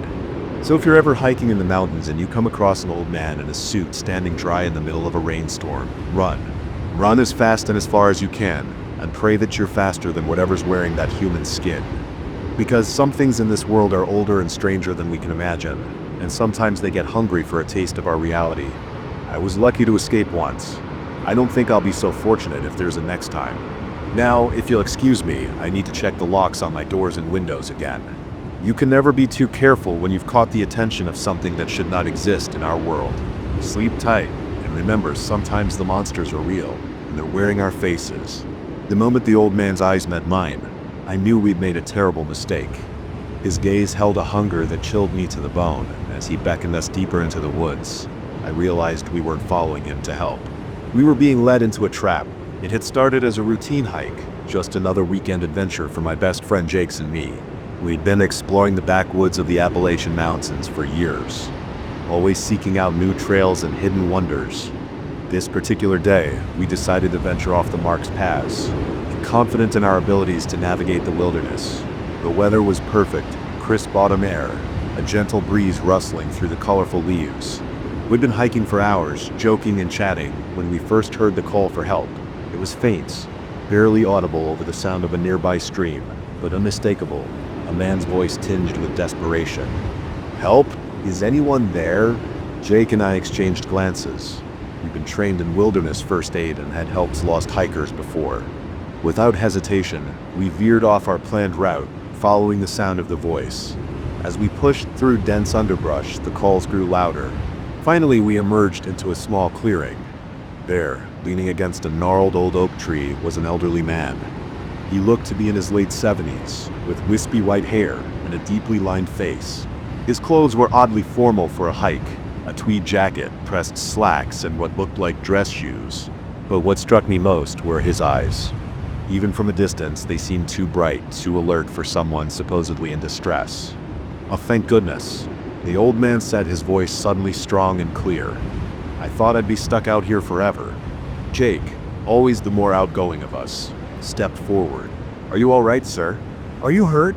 The old man waved a hand dismissively. No, just lost. These old legs aren't what they used to be, and I'm afraid I've gotten myself quite turned around. Something about his demeanor set me on edge. He didn't seem injured or even particularly tired. And those eyes, they never stopped moving, darting between Jake and me with an intensity that made my skin crawl. We can help you back to the trailhead, I offered, trying to keep the unease out of my voice. It's probably about 2 hours back the way we came. The old man's face fell. Oh dear. I'm not sure I can manage such a long walk, but I know there's a ranger station much closer. If you could just help me there, I'd be ever so grateful. Jake and I exchanged glances. We hadn't seen any signs of a ranger station, but it was possible we'd missed it. And if it meant getting this unsettling old man to safety quicker, it seemed worth a try. All right, Jake said. They'll lead the way, and we'll help you along. The old man's face split into a wide grin, revealing teeth that seemed just a bit too sharp. Excellent. It's just this way, not far at all. As we set off, following the old man deeper into the woods, I couldn't shake the feeling that we were making a huge mistake.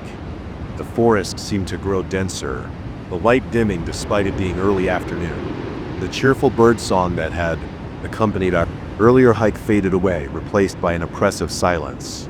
I don't like this, I whispered to Jake. As we walked, something feels off. He nodded, his earlier enthusiasm replaced by caution. I know what you mean. Let's just get him to the station and get out of here. But as we walked, the promised ranger station never materialized. The old man led us down game, trails and through thickets, moving with a speed and sureness that belied his apparent frailty. Every time we asked how much further, he'd gesture vaguely ahead and say, "Not far now, just a bit more." An hour passed. Then two. The forest grew darker and more forbidding. Strange shapes seemed to flit at the edges of my vision. Gone when I turned to look, the air grew thick and heavy, carrying a musty, rotting scent. Finally, Jake called a halt. "Look, sir," he said, "I think we're lost. Maybe we should turn back and try to find the main trail." The old man turned to face us, and I had to stifle a gasp. His face had changed subtly. The lines were deeper, the skin almost gray, and his eyes, they glowed with an inner light that was definitely not human. "Oh, we're not lost at all," he said, his voice dropping to a growl. "In fact, we're exactly where we need to be." As if on cue, howls erupted from the woods around us. Dark shapes moved in the undergrowth, circling us. I caught glimpses of matted fur, of yellowed fangs and glowing eyes. What is this?" I stammered, pressing my back against Jake's. The old man's grin widened impossibly, splitting his face almost in half. "This, my young friends," he said, "is a hunting ground, and you are the prey."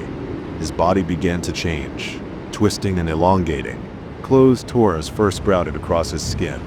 In moments, where the old man had stood was now a monstrous wolf-like creature, easily 7 feet tall on its hind legs. "Run," Jake whispered, his voice tight with terror. We bolted, crashing through the underbrush with no regard for direction. All that mattered was getting away from the horror behind us. Howls filled the air, and I could hear heavy bodies pursuing us through the woods. We ran until our lungs burned and our legs felt like lead. Just as I thought we couldn't go on, we burst out of the tree line and found ourselves at the edge of a steep ravine. At the bottom, maybe 50 feet down, a river rushed over jagged rocks. "We have to jump," Jake said, his eyes wild with fear and adrenaline.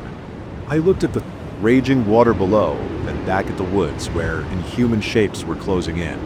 "We'll die if we jump from this height. We'll die for sure if we don't," he countered. He was right. I nodded, took his hand, and together we leaped into the void. The impact with the water was like hitting concrete. The cold shocked the breath from my lungs, and for a moment I was sure I was going to drown. But survival instinct kicked in, and I clawed my way to the surface. Jake was a few feet away, sputtering and gasping. We locked eyes, sharing a moment of relief that we survived the fall, but our reprieve was short-lived. A howl from above drew our attention. The werewolf, for that, what I now knew it to be, stood at the edge of the ravine, its monstrous form silhouetted against the darkening sky. For a moment I thought it would jump after us. Instead, it threw back its head and let out a bone-chilling howl. The sound echoed off the ravine walls, seeming to come from everywhere at once. Then, as suddenly as it had appeared, the creature was gone. We let the current carry us downstream, too exhausted to do more than keep our heads above water. Eventually, we managed to drag ourselves onto a rocky bank, shivering and shell-shocked. What was that thing?" Jake asked, his voice hoarse. I shook my head, unable to find words to describe the horror we just escaped. It took us hours to find our way back to civilization, stumbling through the woods in wet clothes, jumping at every sound. When we finally reached a road and flagged down a passing car, the kindly older couple who stopped looked at us like we were madmen. We told the police a sanitized version of events, that we'd gotten lost and fallen into the river while trying to find our way back. They scolded us for going off trail, but seemed relieved. We were okay. No one believed our mumblings about monstrous old men and werewolves. It's been years since that day, but the memory haunts me still. Jake and I don't talk about it much, but I know he feels it too. The lingering fear, the knowledge that something ancient and evil lurks in those woods. Sometimes on dark nights when the wind howls outside my window, I swear I can hear that old man's voice calling out for help. And I wonder, with a chill down my spine, how many other unsuspecting hikers have been lured into his trap. How many weren't as lucky as we were. So if you're ever hiking in the deep woods and you hear a call for help, think twice before you follow. Because sometimes the real monster isn't the one that bears its fangs. It's the one that wears a friendly face and asks for your help. And remember, not all who wander in the woods are lost. Some are exactly where they want to be, waiting for their next victim to stumble into their grasp. The dying embers of my campfire cast a feeble glow, barely illuminating the dense forest around me. I was drifting off to sleep when a twig snapped nearby, jolting me awake. My blood ran cold as I saw him, a stranger, silently watching me from the edge of the clearing. In that moment, I realized that in the vast wilderness, I was no longer alone. I've always been a solitary camper.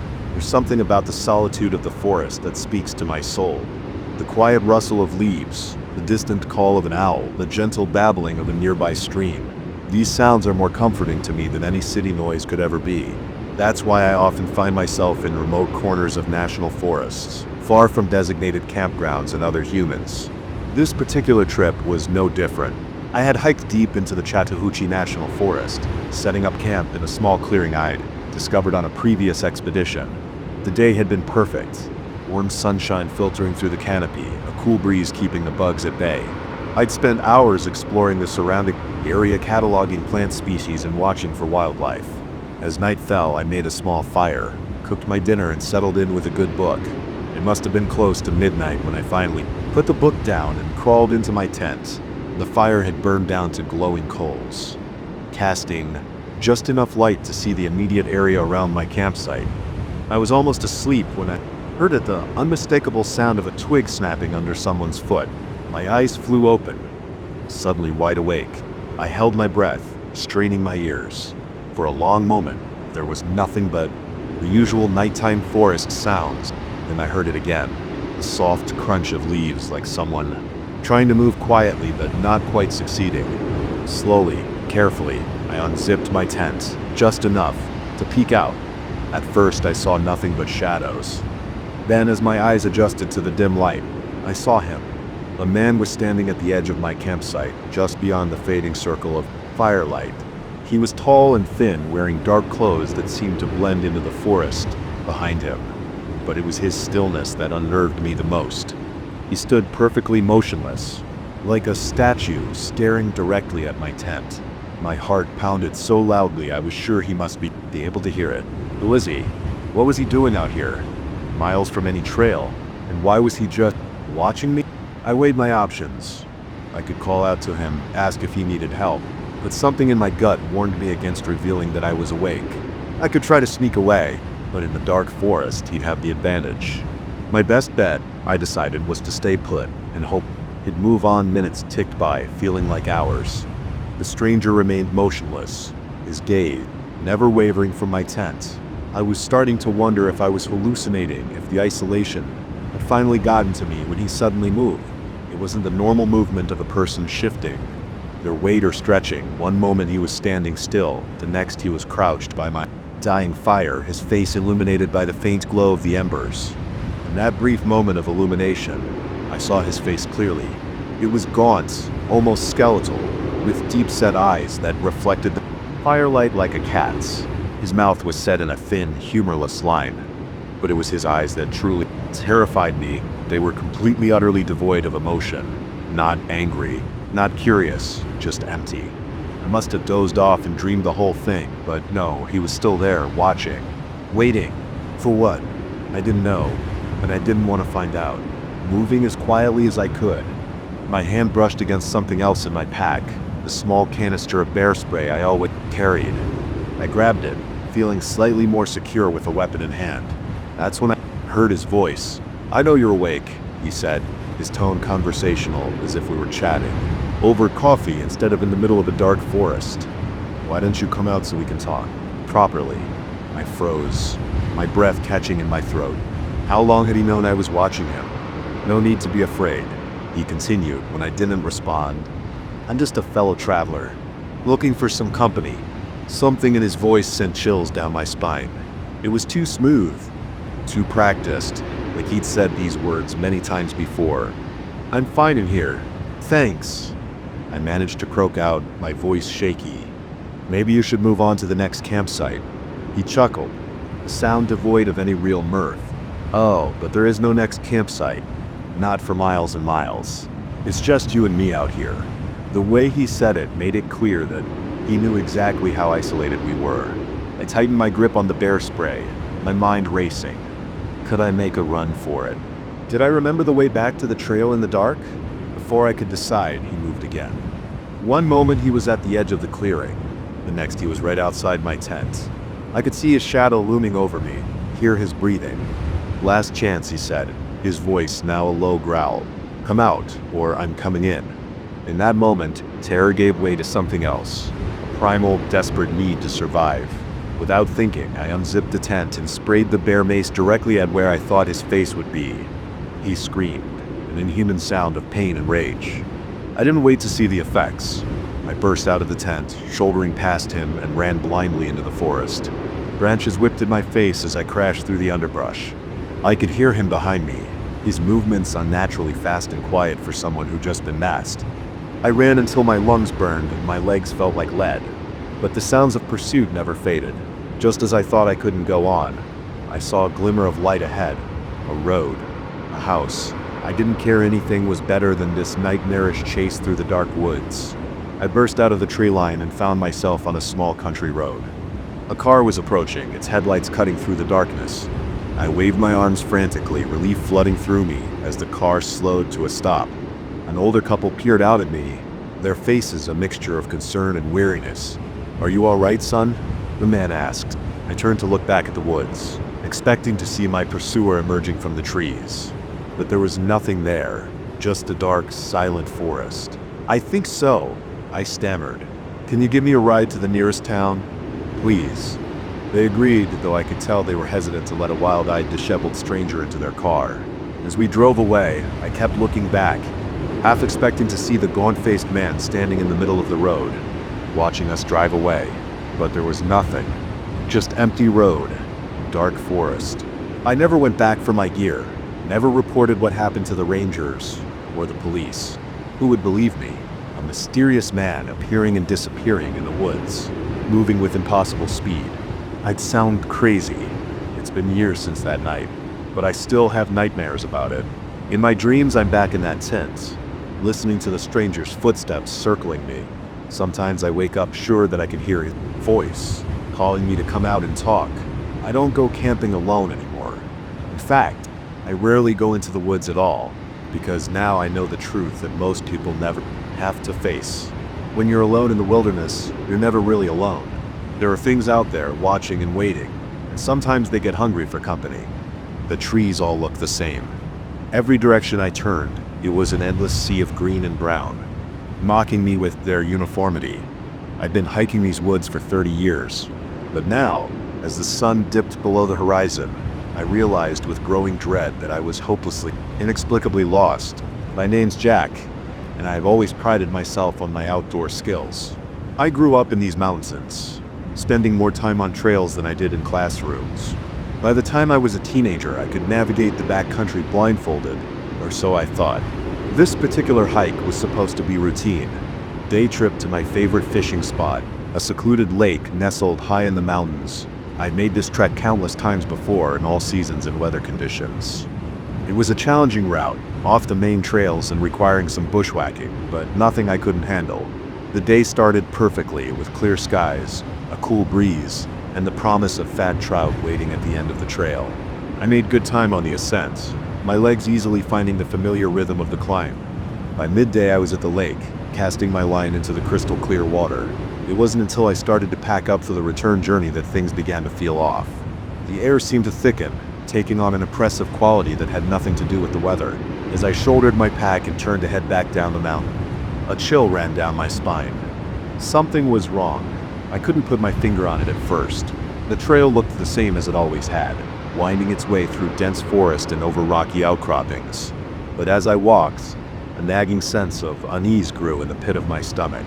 The landmarks I expected to see weren't where they should be. Familiar rock formations seemed to have shifted.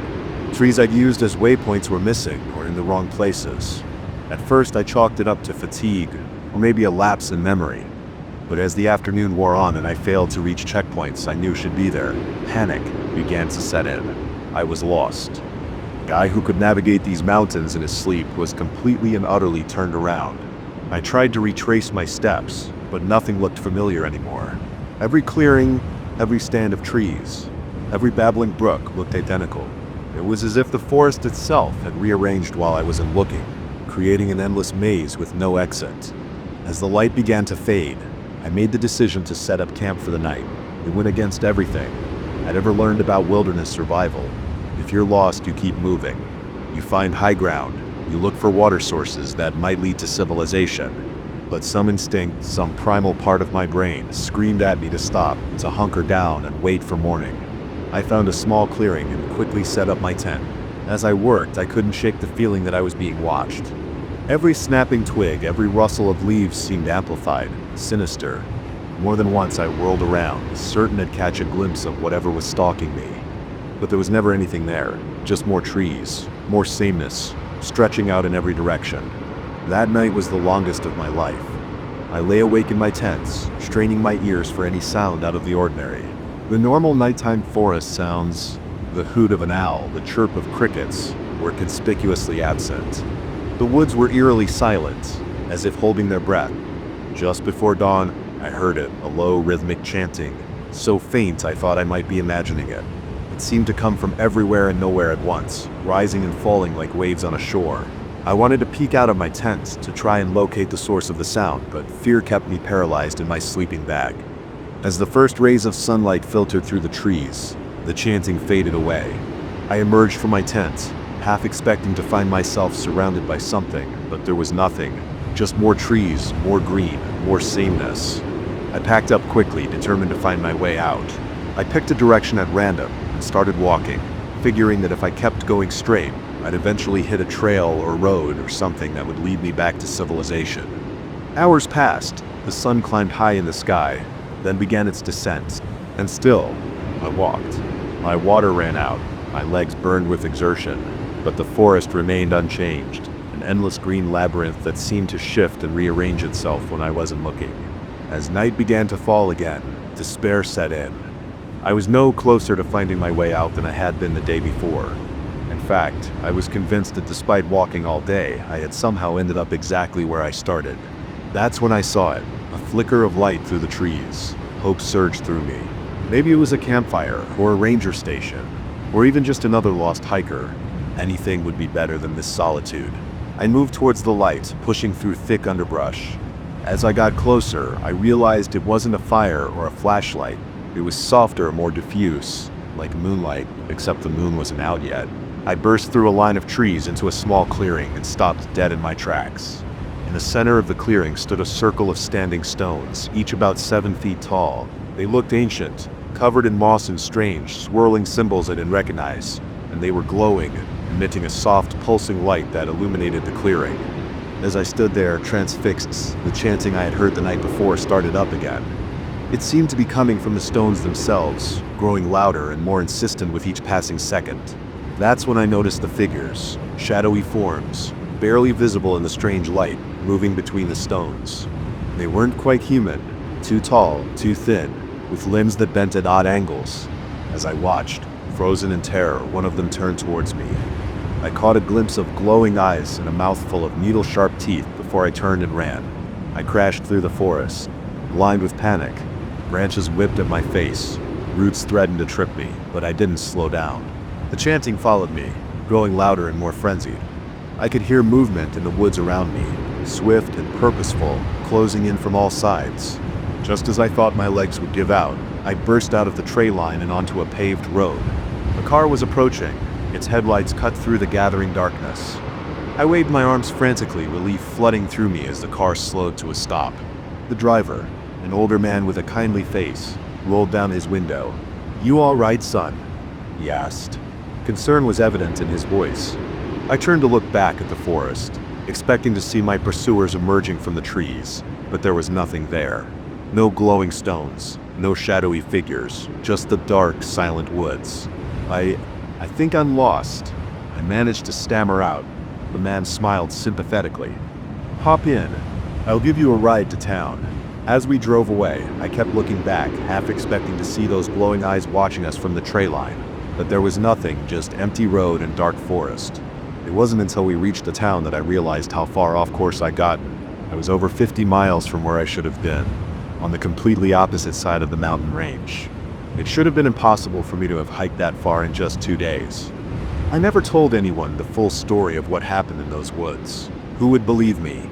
But I've never gone back to those mountains. Sometimes on quiet nights, I think I can hear that chanting again, calling me back, and I wonder, with a chill down my spine, what would have happened if I'd stepped into that stone circle. So if you're ever hiking in the deep woods and you find yourself suddenly inexplicably lost, be careful, because sometimes the forest has plans of its own and not everyone who wanders off the trail finds their way back. The scream that erupted from the figure on the trail wasn't human. As it charged toward us, my friend Sarah's hand found mine. And in that moment, I knew our late-night hike had become a fight for survival. It was supposed to be an adventure, a way to break up the monotony of our summer break. Sarah and I had been best friends since middle school, bonded by our love of the outdoors and our tendency to seek out the unusual. When we heard about the local legend of the Midnight Wanderer, a spectral figure said to haunt the Black Ridge Trail after dark, we couldn't resist the challenge. "Come on, Alex," Sarah had said, her eyes sparkling with excitement. "It'll be fun. We'll prove once and for all that it's just a stupid story." I should have known better. Growing up in a small town nestled against the Appalachian Mountains, I'd heard plenty of tales about things that lurked in the woods. But at 18, flushed with the invincibility of youth, those warnings seemed like relics of a more superstitious time. So there we were, creeping along the Black Ridge Trail, well past midnight, our way lit only by the pale glow of the full moon and the bobbing beams of our flashlights. The forest was alive with night sounds. The hoot of an owl, the rustle of small animals in the underbrush, the whisper of wind through the leaves. "This is kind of creepy," I admitted, my voice barely above a whisper. Sarah grinned, though I could see a hint of nervousness in her eyes. "Don't tell me you're scared, Alex. It's just a forest." But it didn't feel like just a forest. There was a heaviness to the air, a sense of watchfulness that made the hair on the back of my neck stand up. Every shadow seemed to move, every sound amplified in the stillness of the night. We'd been hiking for about an hour when we reached the old stone bridge that marked the halfway point of the trail. Legend had it that this was where the Midnight Wanderer was most often seen, tall, unnaturally still figure standing in the middle of the bridge. Sarah and I paused at the edge of the clearing, our flashlights playing over the weathered stones of the bridge. It stood empty and silent, bathed in moonlight. "See?" Sarah said, her voice a mix of relief and disappointment. "No ghost, just an old bridge." Her words cut off abruptly as a figure stepped out from behind a tree on the far side of the bridge. At first glance, it looked like a man, tall and lean, dressed in dark clothes. But as it moved into the moonlight, we could see that something was terribly wrong. Its movements were jerky and unnatural, like a marionette controlled by an unskilled puppeteer. Its head bulbed at an impossible angle, swaying with each step. And its face, in the harsh beam of our flashlights, we could see that where features should have been, there was only smooth, featureless skin. For a long moment, we all stood frozen. Sarah and I rooted to the spot in terror, the figure swaying gently in the middle of the bridge. Then it turned its blank face towards us and let out that bone-chilling scream. "Run!" I yelled, grabbing Sarah's hand and yanking her back the way we come. We crashed through the underbrush, all attempts at stealth forgotten. I could hear it behind us, its uneven footsteps and that awful, inhuman shrieking growing closer with each passing second. Sarah stumbled, nearly pulling me down with her. I hauled her to her feet, risking a glance back. The thing was barely 10 feet behind us, its arms outstretched, fingers elongated into cruel-looking claws. "Come on," I urged, my voice cracking with fear. "We're almost to the trailhead." But we weren't. We'd wandered far off the main trail in our panic. And now we were lost in a part of the forest I didn't recognize. The trees seemed to press in around us, branches reaching out like grasping hands to snag our clothes and hair. Just as I thought we couldn't run any further, we burst into a small clearing. In the center stood a circle of standing stones, their surfaces covered in strange swirling symbols that seemed to glow faintly in the moonlight. Without thinking, I pulled Sarah into the circle. As soon as we crossed the threshold, the air changed. The sounds of pursuit cut off, abruptly replaced by an eerie silence. We turned, expecting to see our pursuer bursting into the clearing. But there was nothing there, just the dark, silent forest. What was that thing? Sarah gasped, her voice shaking. I shook my head, unable to find words to describe the horror we just escaped. I don't know, but I don't think it was human. As the adrenaline began to fade, I became aware of our surroundings. The stone circle we stood in radiated a strange energy, making the air feel thick and heavy. The symbols carved into the stones seemed to move when I wasn't looking directly at them, shifting and rearranging themselves. "Alex," Sarah said, voice tight with fear. "I don't think we should be in here." I nodded, suddenly sure that she was right. Whatever this place was, it wasn't meant for us. But as we turned to leave, we found our path blocked. Figures stood between each of the standing stones surrounding us. They were tall and thin, with elongated limbs and faces that were somehow both animal and human. Their eyes glowed with an inner light, fixed on us with an intensity that made my skin crawl. One of them stepped forward, its movements fluid and graceful in a way that seemed utterly alien. When it spoke, its voice was like the rustling of dry leaves. "You have entered the sacred circle," it said. "The price must be paid." Sarah's hand found mine again, squeezing so tight it hurt. "What price?" she whispered. The creature's mouth stretched into something that might have been a smile on a human face. On its features, it was terrifying. "One of you must stay," it said, "to join our hunt." Understanding dawned, cold and horrifying. The thing that had chased us, the Midnight Wanderer, it had once been human, hadn't it? Someone who had stumbled into this circle, just like us. "No," I said, trying to keep my voice steady. "We're leaving. Both of us." The creature's eyes narrowed. "You cannot leave. The circle has chosen. One stays. Or neither leaves." I looked at Sarah, saw the terror in her eyes, and made a decision. "Take me," I said. "Let her go." Alex, no. Sarah cried, but I squeezed her hand, silencing her. The creature tilted its head, considering. Then it nodded. "The choice is made. She may go." Before I could react, two of the figures grabbed Sarah, dragging her toward the edge of the circle. She fought and screamed, reaching for me, but their grip was implacable. "It'll come back for you," she yelled as they pushed her beyond the stones. "I promise, Alex. We'll find a way." And then she was gone, swallowed up by the dark forest. I turned back to the creature, fear warring with anger in my chest. "What happens now?" I asked. Its smile widened. Now it said, "You become one of us." As it reached for me with long, inhuman fingers, I closed my eyes. I thought of Sarah, hoped she had made it out safely. and I prayed that she'd forget her promise. Because the forest was no place for humans after dark. Not anymore. The last thing I remember is a searing pain, as if my very essence was being rewritten. And then nothing. I don't know how long it's been. Time has no meaning here in the circle. But sometimes on nights when the moon is full and unwary hikers venture onto the Black Ridge Trail, I feel a stirring, a hunger, and I step out of the circle, my new form jerky and unnatural, to begin the hunt. So if you're ever hiking in these woods at night and you see a tall, unnaturally still figure on the trail ahead, run, and don't look back. Because I can't stop myself anymore, and the circle always demands its price. The windows were eyes staring at me through the darkness. I stood frozen on the porch, key in hand, as the realization hit me. The cabin I'd been house-sitting for the past week was no longer empty. Something was inside, waiting for me. I never should have taken this job. But when my cousin Mark asked if I could watch his place, while he and his wife went on a second honeymoon, I jumped at the chance. A week alone in a beautiful cabin in the woods, away from the stress of my city job and my failing relationship, sounded like paradise. The first few days were exactly what I needed.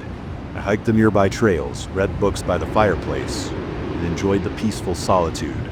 The cabin was rustic, but comfortable, with large windows that let in plenty of natural light during the day and offered stunning views of the surrounding forest. It wasn't until the fourth night that things started to feel off. I woke up in the middle of the night, heart pounding. Sure, I'd heard something moving around downstairs, but when I gathered the courage to investigate, I found nothing out of place. I chalked it up to unfamiliar house noises and went back to bed. The next day I noticed small things that didn't seem quite right. A book I was sure I'd left on the coffee table was back on the shelf. The throw blanket on the couch was folded differently than I remembered leaving it. Little things easy to dismiss, but they added up to a creeping sense of unease. That night, I definitely heard footsteps. Soft, careful steps, moving from room to room downstairs. I lay in bed, paralyzed with fear, listening as they moved closer to the stairs. Just as I thought they were about to start climbing, they retreated. By the time dawn broke and I finally worked up the nerve to go downstairs, there was no sign anyone had been there. I tried to rationalize it. Maybe it was an animal that had found its way in somehow. Or maybe the stress and solitude were getting to me, making me imagine things. But deep down, I knew something wasn't right. I called Mark, trying to keep the panic out of my voice as I casually asked if anyone else had a key to the place. He assured me that only he and his wife had keys, and they were both with them on their trip. When he asked if everything was okay, I lied and said everything was fine. I didn't want to ruin their vacation over what was probably nothing, but it wasn't nothing. That night, the footsteps came again, louder this time, and they were accompanied by something else. A soft, rhythmic tapping, like someone drumming their fingers on a table. It moved from room to room, always staying just out of sight, just around the corner. I didn't sleep at all that night. As soon as the sun came up, I packed a bag and left, telling myself I'd just go into town for the day to clear my head. But as I drove down the winding mountain road, a weight lifted off my chest. I spent the day in a small cafe, trying to convince myself I was overreacting. As evening approached, I knew I had to go back. I couldn't just abandon my responsibility to Mark. Plus, all my things were still there. So, steeling my nerves, I drove back up to the cabin as the sun was setting, which brings me to now, standing on the porch, key in hand, staring at the windows that seemed to stare back. The lights were off. I was sure I'd left at least the porch light on, but I could swear I saw movement inside. A shadow passing by the living room window, too tall and thin to be human. My hand shook as I inserted the key into the lock. I told myself I was being ridiculous. There was nothing in there. I go in, turn on all the lights, and laugh at how scared I'd been over nothing. The door swung open with a creak that seemed obscenely loud in the quiet night. The interior of the cabin was pitch black.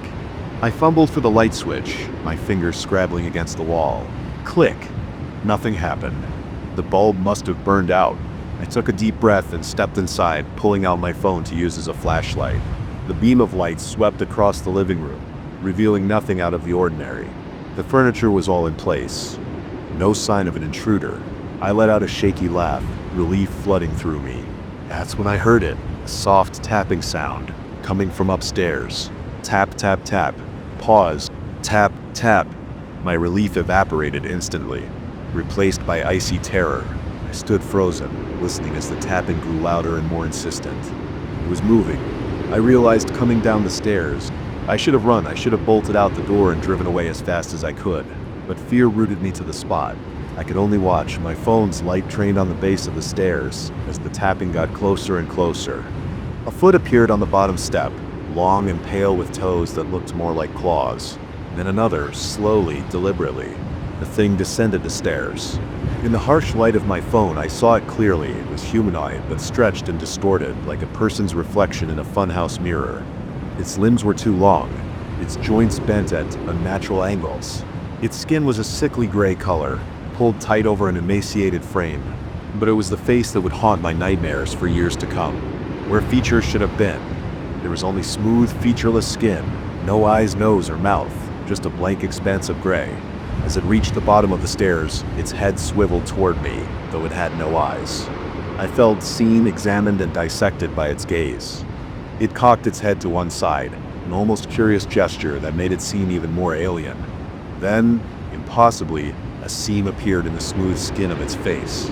It split open, revealing rows of needle-sharp teeth. From the depths of that horrifying maw came a sound, not quite a laugh, not quite a scream, but something in between. I ran, dropping my phone as I bolted for the door. I could hear it behind me. Its unnatural limbs allowed it to cover ground faster than should be possible.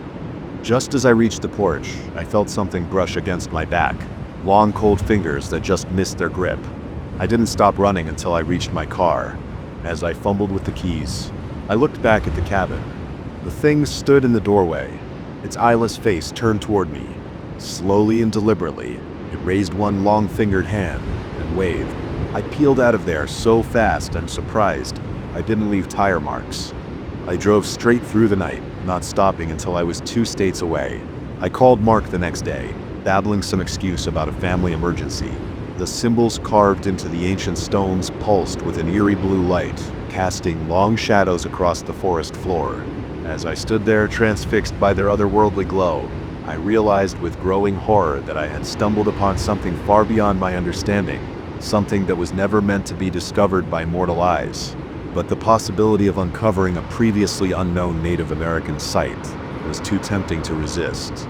So, armed with topographical maps, a backpack full of supplies, more enthusiasm than common sense, I set out into the wilderness.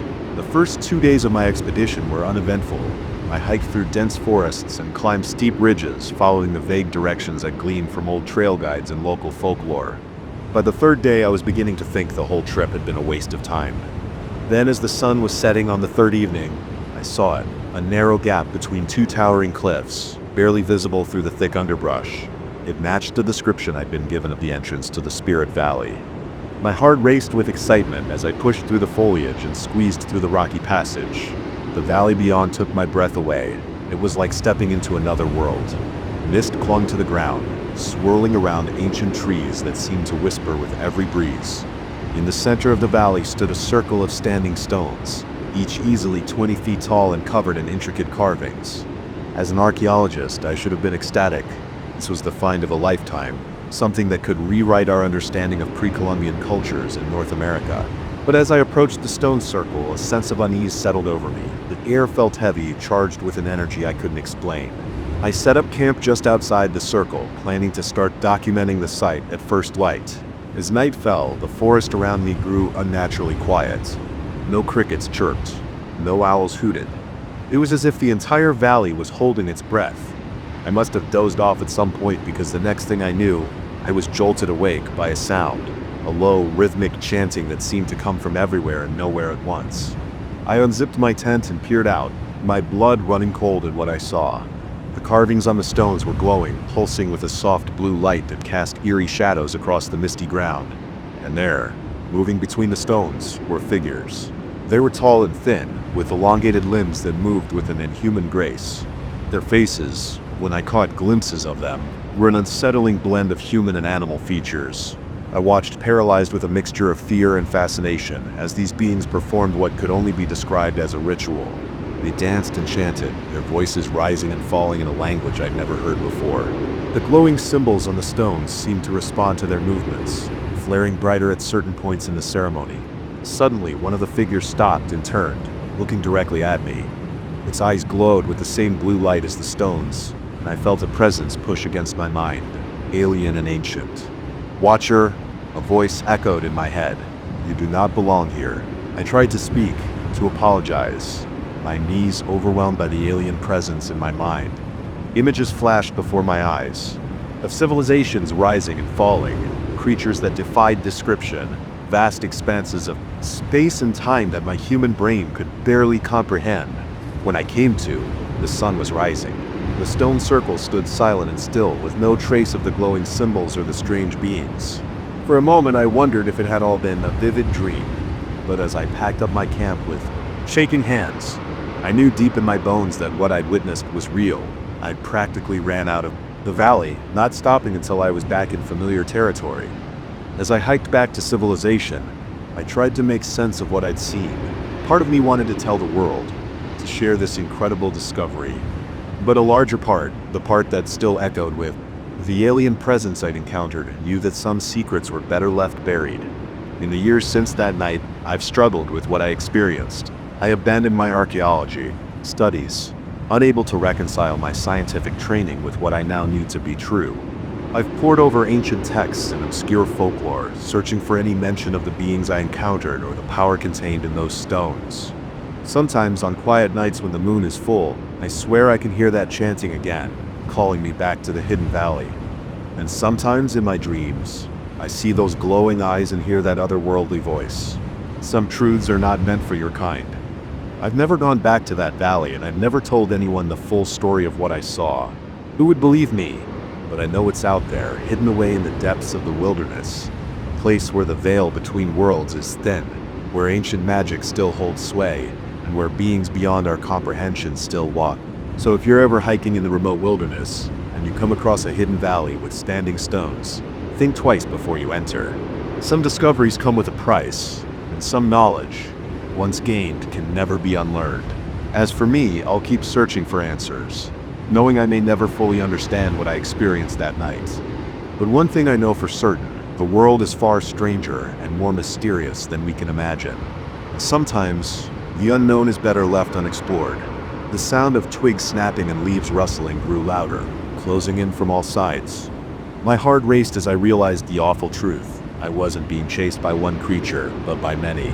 And in the pitch-black forest, with only the feeble beam of my dying flashlight to guide me, I picked up my pace, suddenly eager to be out of the woods and back in the safety of my home.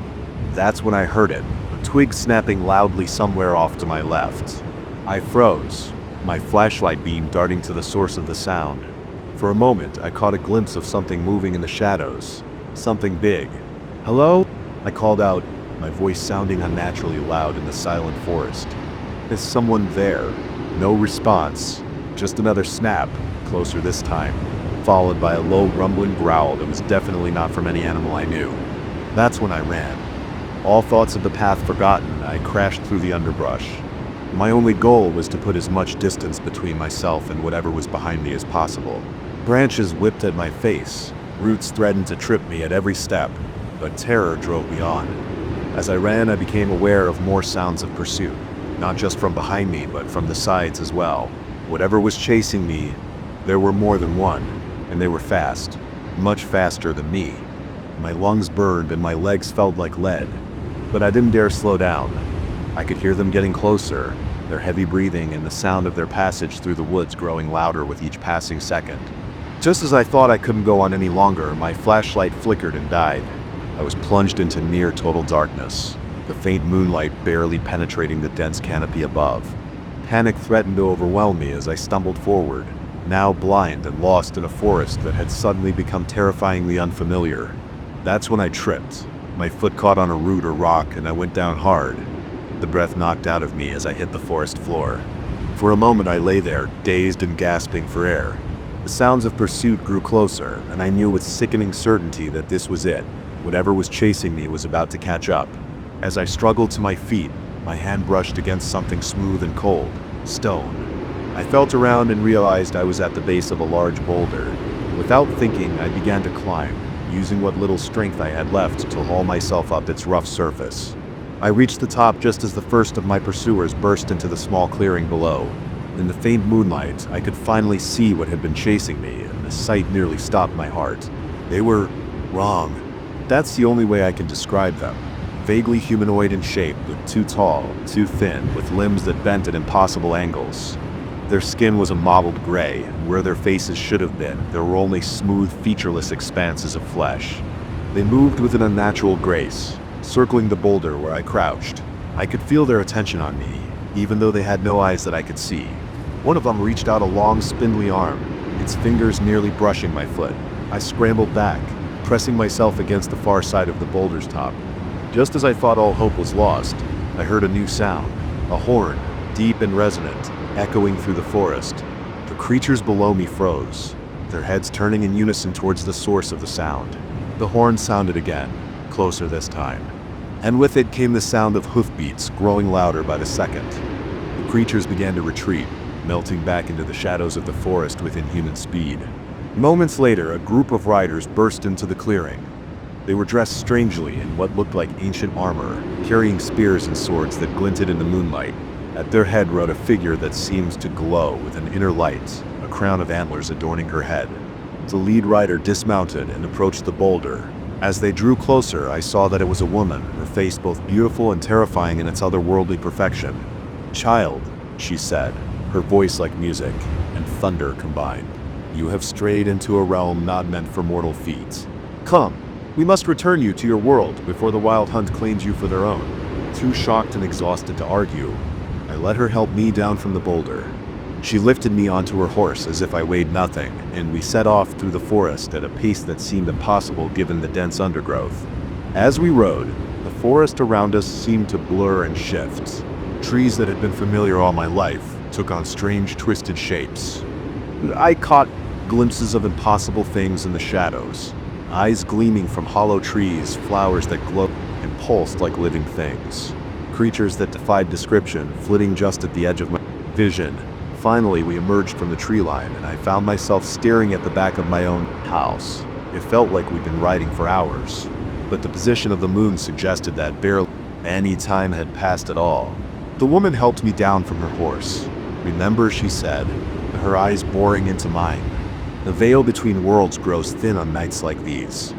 Stay to the paths you know, and do not venture into the deep woods after dark, for there are things that dwell in the shadows that hunger for mortal souls."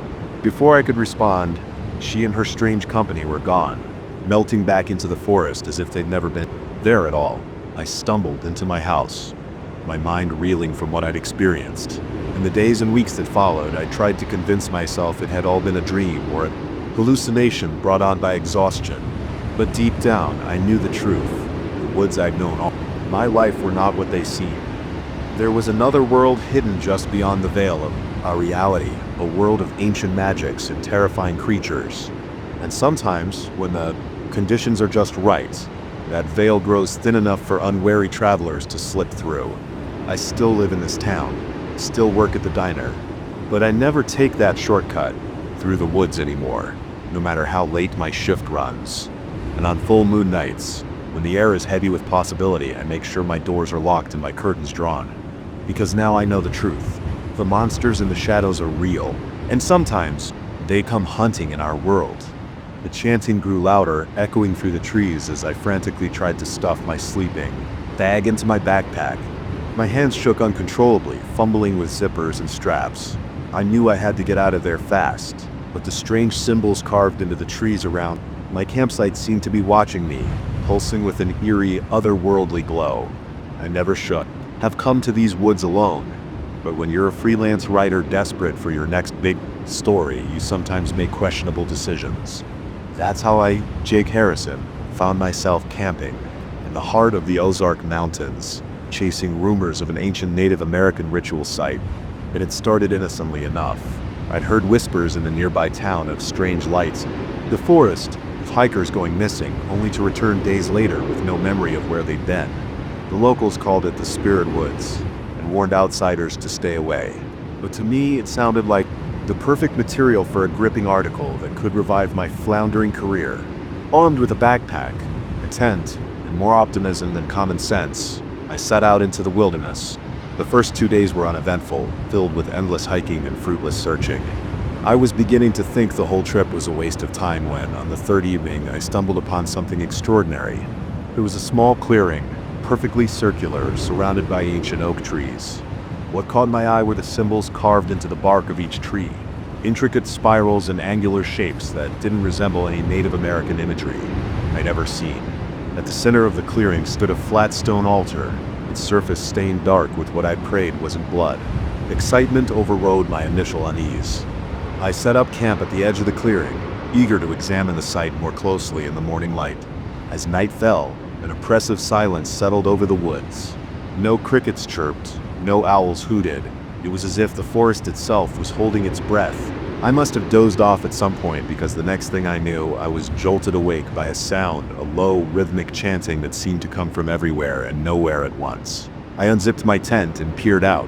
My blood ran cold at what I saw. The symbols on the trees were glowing with a pale, bluish light.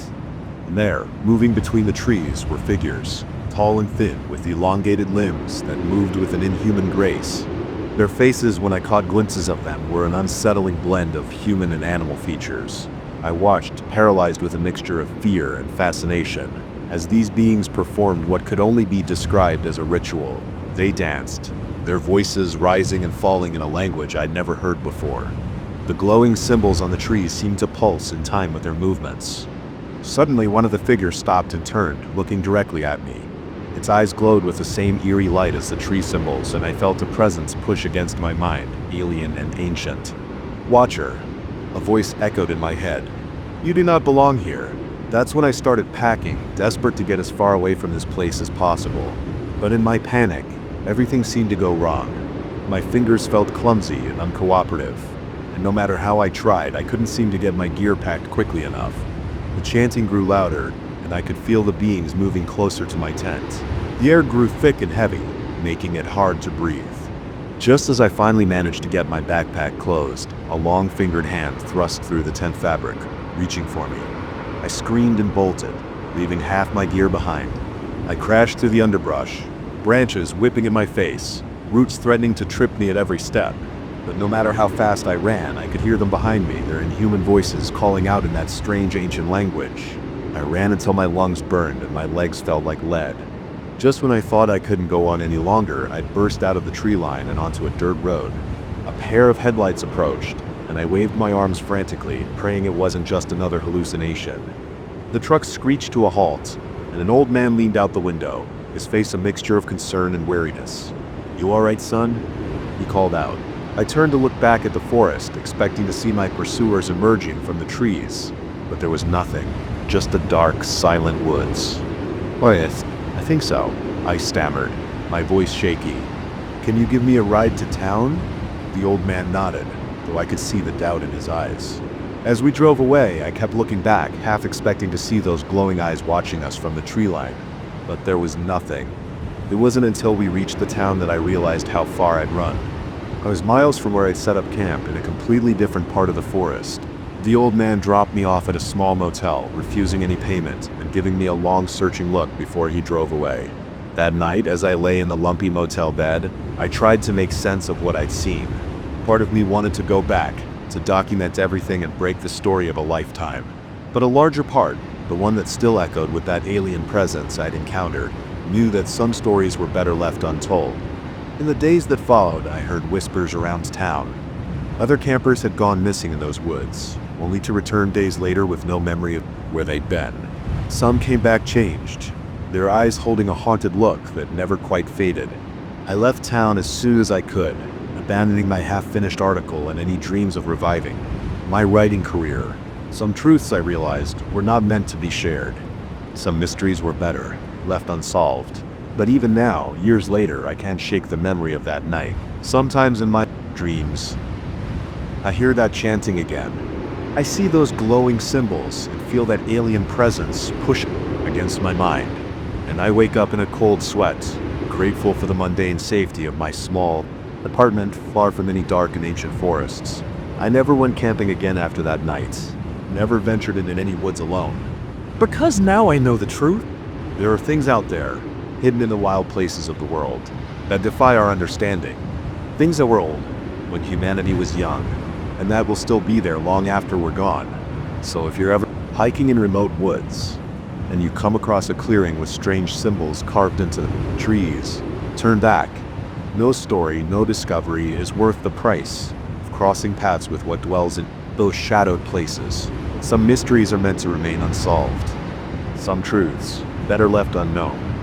As for me, I'll stick to the safety of the city, where the only things that go bump in the night are my neighbors and the occasional stray cat, because I've seen what lurks in the deep woods, and once you've glimpsed that other world, you can never truly forget it or feel completely safe in the dark again. A blink is all it took. One moment, the figure was a distant silhouette on the far ridge. The next, it stood mere yards away, its inhuman eyes boring into mine. As I scrambled backwards, my mind reeling, I realized with growing horror that whatever this thing was, it defied the laws of nature, and I was its prey. My name is Maya, and I've always considered myself an experienced hiker. Growing up in Colorado, I spent more weekends on mountain trails than I did in shopping malls. But nothing in my years of outdoor adventure could have prepared me for what I encountered on that fateful day in the San Juan Mountains. It was supposed to be a solo day hike, a chance to clear my head after a messy breakup and some trouble at work. I chose a challenging but familiar trail, one that wound its way up to a stunning viewpoint overlooking a vast alpine valley. The weather was perfect, crisp autumn air, clear blue skies, and the aspens putting on a dazzling show of gold and orange. I made good time on the ascent. My muscles fell into the familiar rhythm of the climb. As I neared the summit, a sense of accomplishment washed over me. This was why I loved hiking: the physical challenge, the solitude, the connection with nature. I felt more like myself than I had in months. Reaching the viewpoint, I paused to catch my breath and take in the panorama before me. The valley stretched out below, a patchwork of dark evergreens and brilliant fall colors. In the distance, snow-capped peaks pierced the sky. I pulled out my water bottle and snapped a few photos with my phone, reveling in the moment. That's when I saw it. At first, it was just a dark spot on the opposite ridge, maybe half a mile away. I squinted, trying to make out details. Was it a fellow hiker, a large animal? Something about its shape seemed off. I pulled out my small binoculars for a better look. Through the lenses, I could see that the figure was roughly humanoid, but too tall and thin to be a person. Its limbs were unnaturally long, and its skin seemed to shift and ripple, as if it couldn't quite decide on a solid form. A chill ran down my spine. What was I looking at? Some kind of optical illusion, a trick of the lights. I lowered the binoculars, intending to rub my eyes and look again. But in that split second, that single blink, everything changed. The figure was no longer on the distant ridge. It stood not 20 feet away from me, its form even more unsettling up close. Its body was a mass of shifting shadows, vaguely human-shaped, but constantly in motion. Where its face should have been, there were only two glowing points of light, like stars plucked from the night sky. I stumbled backward, my heart pounding so hard I thought it might burst from my chest. This couldn't be real. Things like this didn't exist. Outside of nightmares and horror movies, the being took a step forward, moving with a fluid grace that was both beautiful and terrifying. Its eyes never left mine, and I felt a pressure building in my head, like something was trying to push its way into my thoughts. "What? What are you?" I managed to stammer, my voice barely above a whisper. The creature tilted its head, an eerily human gesture. When it spoke, its voice seemed to bypass my ears entirely, resonating directly in my mind. "We are the Watchers," it said, the word carrying in weight of age and otherness that made me dizzy. "We have walked these mountains since before your kind learned to stand upright, and you, little one, have strayed into our domain." I wanted to run, to scream, to do anything but stand there, frozen in terror. But my body wouldn't respond. It was as if the creature's gaze had turned me to stone. "Please," I said, hating the tremor in my voice. "I didn't mean to trespass. I'll leave right away." The being made a sound that might have been laughter, but it held no warmth or humor. "Leave? Oh no, little one, you cannot unsee what has been seen. You cannot unknow what you now know." It reached out one impossibly long arm, shadowy fingers stretching towards my face. I flinched, expecting a cold or slimy touch. Instead, where its hand made contact with my skin, I felt a jolt of electricity. Images flooded my mind, vast, incomprehensible vistas of time and space, creatures that defied description, civilizations rising and falling in the blink of an eye. I fell to my knees, overwhelmed by the onslaught of information. Tears streamed down my face as I struggled to process even a fraction of what I was seeing. Enough, I gasped. Please, it's too much. The vision stopped abruptly, leaving me panting and disoriented. When I looked up, the being had retreated a few steps, regarding me with what almost seemed like curiosity. "You are stronger than most," it said. "Perhaps there is more to your kind than we thought." I struggled to my feet, my legs shaky. What happens now?" I asked, dreading the answer. The creature was silent for a long moment. Then, to my surprise, it began to fade, becoming translucent and insubstantial. "Now you return to your world," it said, its voice growing fainter. "But know this, you carry a piece of our reality with you now. The veil between worlds has been lifted, and you will see things that others cannot. Use this gift wisely, for knowledge is both a blessing and a curse." With that, it vanished completely, leaving me alone on the mountaintop. I stood there for a long time, trying to make sense of what had just happened. Part of me wanted to believe it had all been some kind of altitude-induced hallucination, but the images I had seen, the knowledge that had been imparted, it was all still there, seared into my memory. The hike back down the mountain was a blur. I moved on autopilot, my mind still reeling from the encounter. By the time I reached my car, the sun was setting, painting the sky in shades of pink and orange that seemed almost painfully vivid. In the days and weeks that followed, I tried to resume my normal life, but things were different. I would catch glimpses of impossible things out of the corner of my eye. Shadows moving against the wind, creatures that vanished when I turned to look at them directly. Sometimes in quiet moments, I would feel that pressure in my head again, as if the being was trying to communicate with me across vast distances. I never told anyone about what happened on that mountain. Who would believe me? But I knew with bone-deep certainty that my encounter with the Watcher had changed me irrevocably. I had been given a glimpse behind the curtain of reality, and there was no going back. Now, years later, I still hike those mountains, but I do so with a newfound respect and caution. I know that there are things out there, ancient and powerful beings that exist just beyond the edge of our perception, and sometimes, if the conditions are just right, they allow themselves to be seen. So if you're ever hiking in the high country and you spot a strange figure on a distant ridge, think twice before you look too closely. Some mysteries are better left unsolved, some boundaries better left uncrossed, because once you've seen beyond the veil, you can never truly unsee it, and the knowledge you gain may come at a price higher than you're willing to pay. As for me, I'll keep exploring the mountains, carrying the weight of what I've learned, and I'll wonder, with each step, what other secrets these ancient peaks might be hiding, and what might happen the next time I blink at the wrong moment. The echo of my friend's voice bounced off the canyon walls, coming from everywhere and nowhere at once. "Help me," it cried.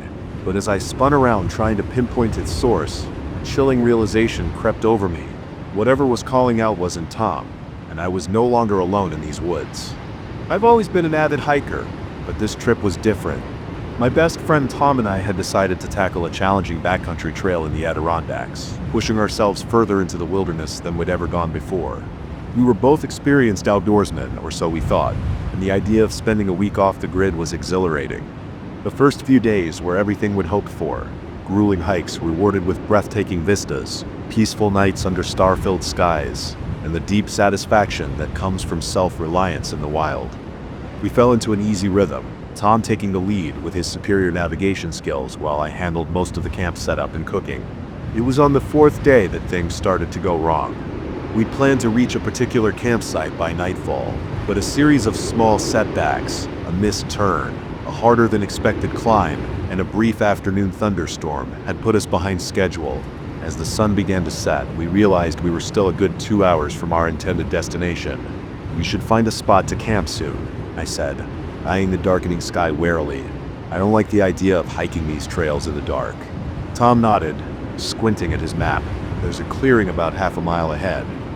It's not ideal, but it'll do for the night." We pressed on, our headlamps cutting thin beams through the growing gloom. The forest seemed to close in around us, and and the familiar daytime sounds gave way to the more ominous noises of night. An owl hooted somewhere nearby, making me jump, scared of the dark. "Alex," Tom teased, glancing back at me with a grin. I was about to retort when he suddenly stumbled, crying out in pain. "Shit," he hissed, dropping to one knee. "You okay?" I asked, hurrying to his side. He grimaced, rubbing his ankle. He'd stepped wrong on a root. "I think it's just twisted, but it hurts like hell." I helped him to his feet, letting him lean on me as we hobbled the rest of the way to the clearing. It was smaller than we'd hoped, barely big enough for our two-person tent, but it would have to do. As I set up camp, Tom sat with his back against a tree, gingerly examining his ankle. "It's swelling up pretty bad," he said, his voice tight with pain. "I don't think I'll be able to hike tomorrow." I felt a knot of anxiety form in my stomach. We were at least 2 days' hike from the nearest road with no cell service.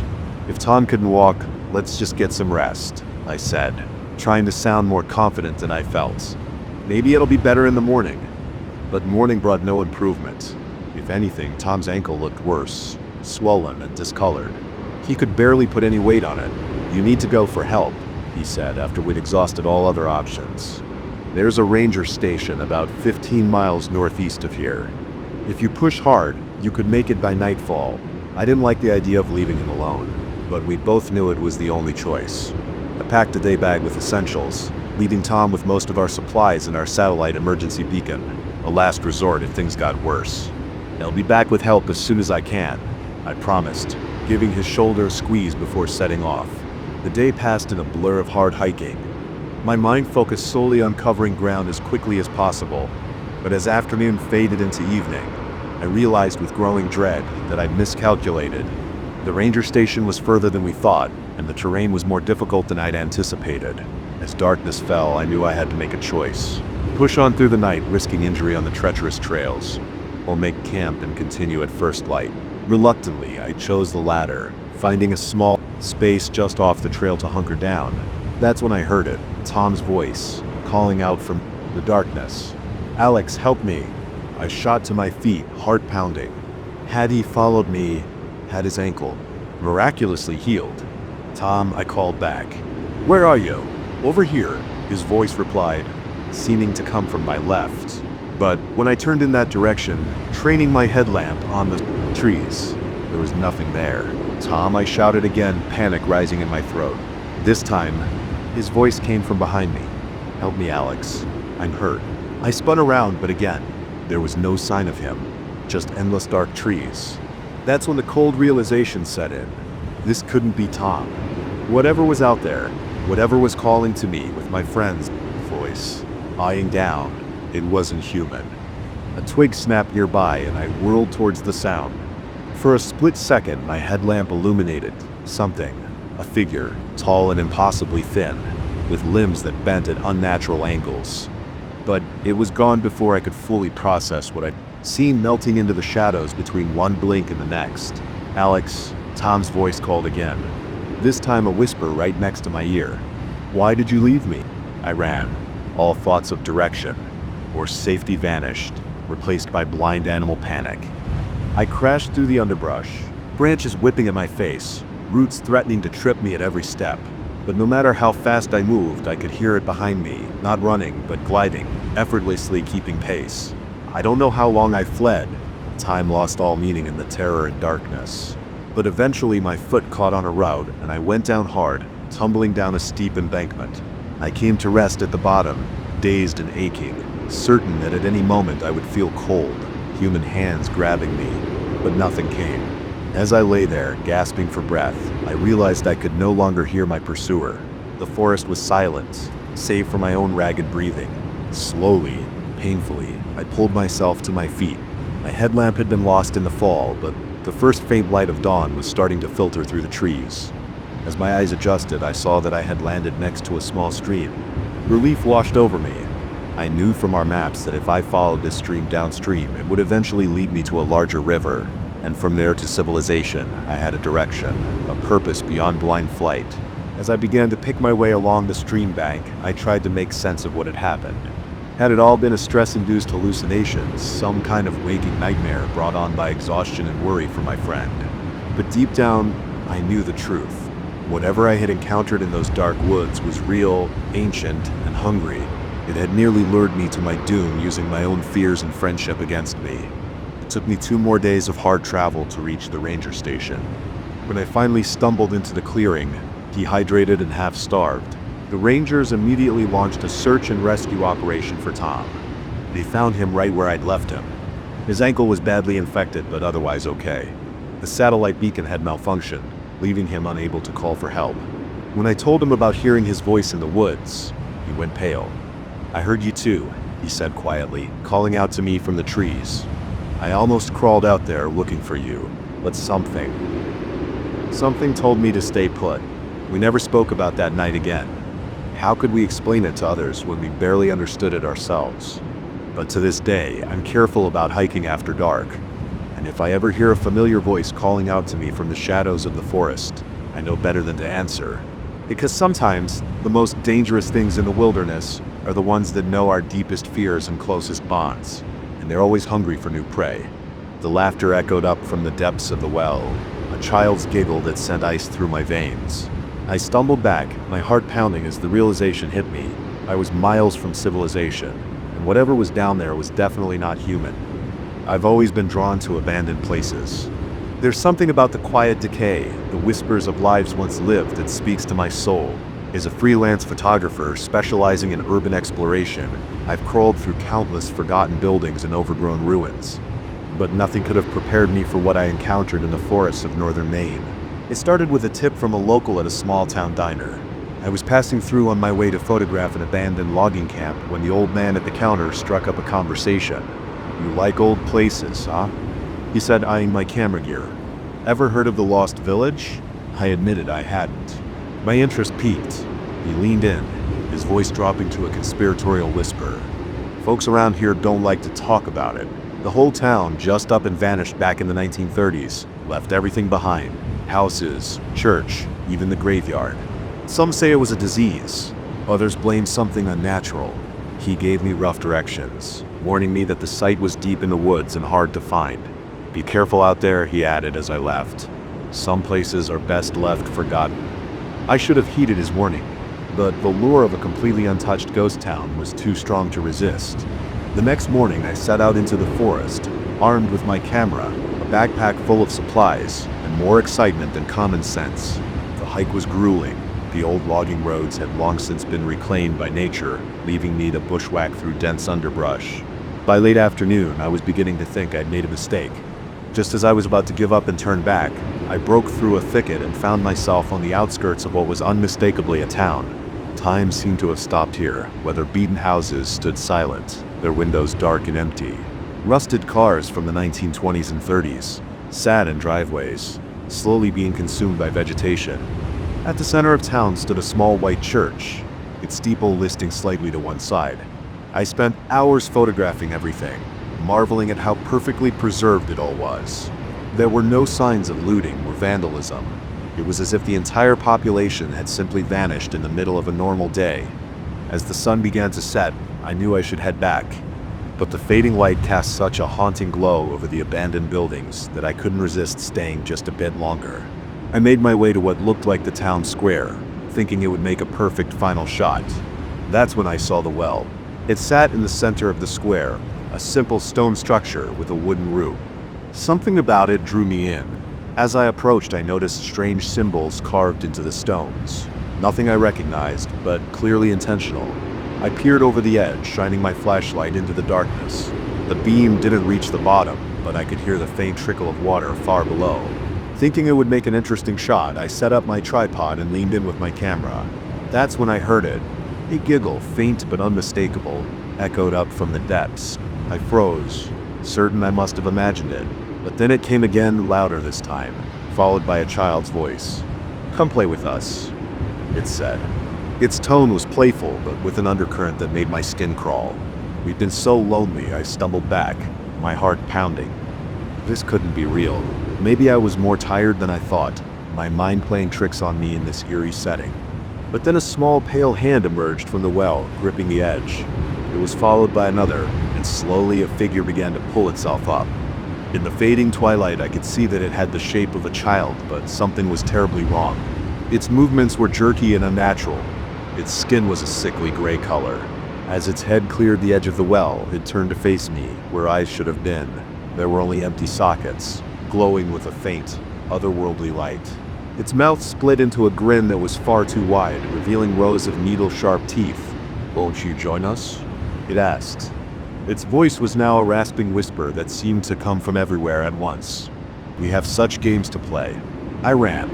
Blind panic propelled me through the abandoned town. My only thought to put as much distance between myself and that thing as possible.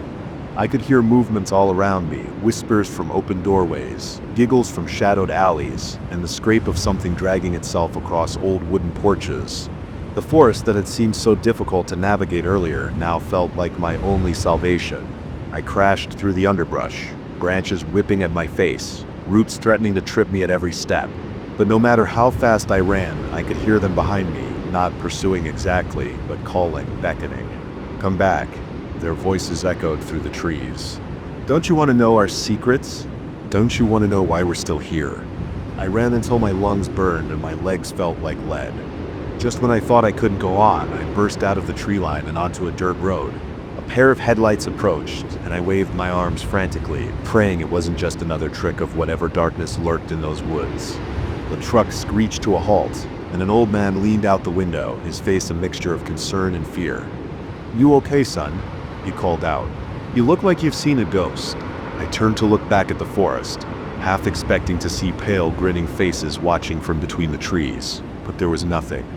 Just the dark, silent woods. "I think I'm lost," I managed to stammer. "Can you give me a ride to town?" The old man nodded, though I could see the doubt in his eyes. As we drove away, I kept looking back, unable to shake the feeling that something was watching us go. It wasn't until we reached the town that I realized how far I'd run. I was miles from where I'd parked my car in a completely different part of the forest. The old man dropped me off at a small motel, refusing any payment and giving me a long searching look before he drove away. That night, as I lay in the lumpy motel bed, I tried to make sense of what I'd seen. Part of me wanted to convince myself it had all been a hallucination, brought on by exhaustion and an overactive imagination. But I knew, deep in my bones, that it had been real. In the days that followed, I heard whispers around town. Other hikers had gone missing in those woods over the years, only to return days later with no memory of where they'd been. Some came back changed, their eyes holding a haunted look that never quite faded. I left as soon as I could, abandoning my car and most of my equipment. Some things aren't worth going back for. I never wrote about what I saw, never shared the photos I'd taken before my encounter at the well. Some truths are too dangerous to spread, but even now, years later, I can shake the memory of that day. Sometimes in my dreams, I hear those childish giggles again. I see those glowing empty eyes and feel that presence calling to me, trying to draw me back. I never went back to those woods. Never did another urban exploration shoot. Because now I know the truth. Some places are abandoned for a reason. Some ruins are best left unexplored. And sometimes, the ghosts of the past are all too real and all too hungry for new company. So if you're ever hiking in the deep forests of Maine and you come across an old well in a clearing, don't look too closely, don't listen too hard, and whatever you do, don't answer if something calls your name from the depths. Because once you've glimpsed what lurks in the shadows of forgotten places, you can never truly escape it. The invitation will always be there, waiting for a moment of weakness. And trust me, you don't want to know what games they have to play. A low growl sent shivers down my spine as I realized the truth. This wasn't just a wild animal blocking our path. It was hurting us, deliberately pushing us deeper into the mountains. As the sun dipped below the horizon, I couldn't shake the feeling that something far worse was waiting for us in the darkness ahead. My name is Sarah, and I've been an avid backpacker for years. This particular trip was supposed to be a fun weekend getaway with my best friend Lisa and her boyfriend Mike. We'd chosen a challenging trail in the Cascade Mountains, known for its stunning views and diverse wildlife. What we didn't know was that we were walking into a nightmare. The first day of our hike was perfect. Clear skies, cool breezes, and scenery that makes you forget all about the modern world. We made good time, setting up camp in a picturesque meadow as the sun began to set. Around the campfire that night, we laughed and shared stories, blissfully unaware of what the next day would bring. We broke camp early the next morning, eager to reach the summit before afternoon thunderstorms rolled in. About 2 hours into our hike, we rounded a bend in the trail and came face to face with a massive grizzly bear. Time seemed to stop as we stood there, frozen in shock. The bear was huge, easily 8 feet tall when it reared up on its hind legs. Its eyes, small and dark, held an intelligence that sent chills down my spine. "Nobody move," Mike whispered, his voice trembling slightly. "Back away slowly." We began to inch backwards, our hearts pounding, but instead of charging or running away, the bear did something unexpected. It dropped to all fours and began to pace back and forth across the trail, effectively blocking our path forward. "Let's turn back," Lisa suggested. "We can try a different route." It seemed like a sensible plan, so we carefully retreated the way we come. But as we hiked back down the trail, we realized the bear was following us. It kept its distance, always just visible through the trees, but unmistakably there. "This isn't normal behavior," I said, worry creeping into my voice. "Bears don't usually stalk people like this." Mike nodded grimly. "Maybe it's sick or injured. We need to find another way around." We veered off the main trail, hoping to loop around and rejoin it further up the mountain, but no matter which direction we took, the bear was always there, growling softly, herding us away from our intended path. As the day wore on, a sense of dread began to settle over us. We were being driven deeper into unfamiliar territory, far from well-marked trails and our planned route. The forest around us grew denser, darker, the trees pressed in close on either side. Lisa said we need to call for help, pulling out her satellite phone. But her face fell as she stared at the screen. No signal. How is that possible? A cold knot formed in my stomach. We were using top-of-the-line equipment, specifically chosen for its reliability in remote areas, and it to fail now seemed impossible. The bear's growl grew louder, more insistent. We picked up our pace, no longer even pretending to choose our own path.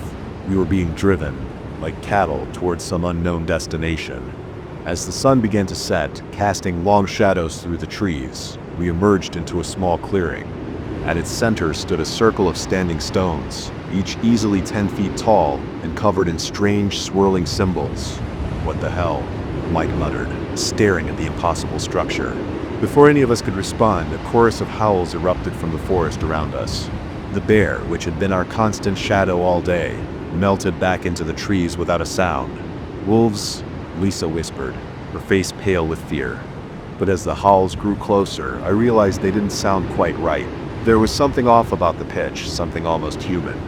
"Get to the stones," I said, a sudden certainty gripping me. Now, we sprinted across the clearing, reaching the stone circle just as the first of our pursuers burst from the tree line. I nearly screamed at the sight of them. They were wolf-like, in shape, but much larger than any natural wolf. Their fur was patchy and matted, hanging off frames that seemed too thin, too angular to be real. But it was their eyes that truly terrified me, glowing with an unnatural intelligence, filled with a hunger that went beyond mere physical need. As the pack circled the stones, I noticed something strange. They never crossed the invisible line created by the circle. It was as if some unseen barrier held them at bay. "What are they?" Lisa whimpered, clinging to Mike's arm. "I don't think they're wolves," I said, my voice barely above a whisper, at least not anymore. As if in response to my words, the largest of the creatures stepped forward. Before our eyes, its form began to shift and change.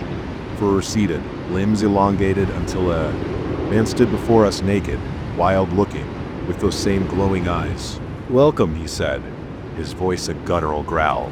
"We've been waiting for you." "What do you want?" Mike demanded, trying to sound brave despite the terror I could see in his eyes.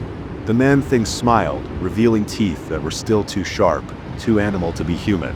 "We want you to join us, of course to run with the pack, to feel the thrill of the hunt." "You're insane," Lisa spat. "We're not going anywhere with you." The creature's smile widened. "Oh, but you will. You see, you're already changing. The moment you stepped into these woods, you became part of our world, and there's no going back now." As he spoke, I became aware of a strange sensation coursing through my body. My senses felt sharper, more acute. I could smell the fear rolling off my friends, hear the rapid beating of their hearts. And deep down in a place I didn't want to acknowledge, I felt a stirring of something wild and hungry.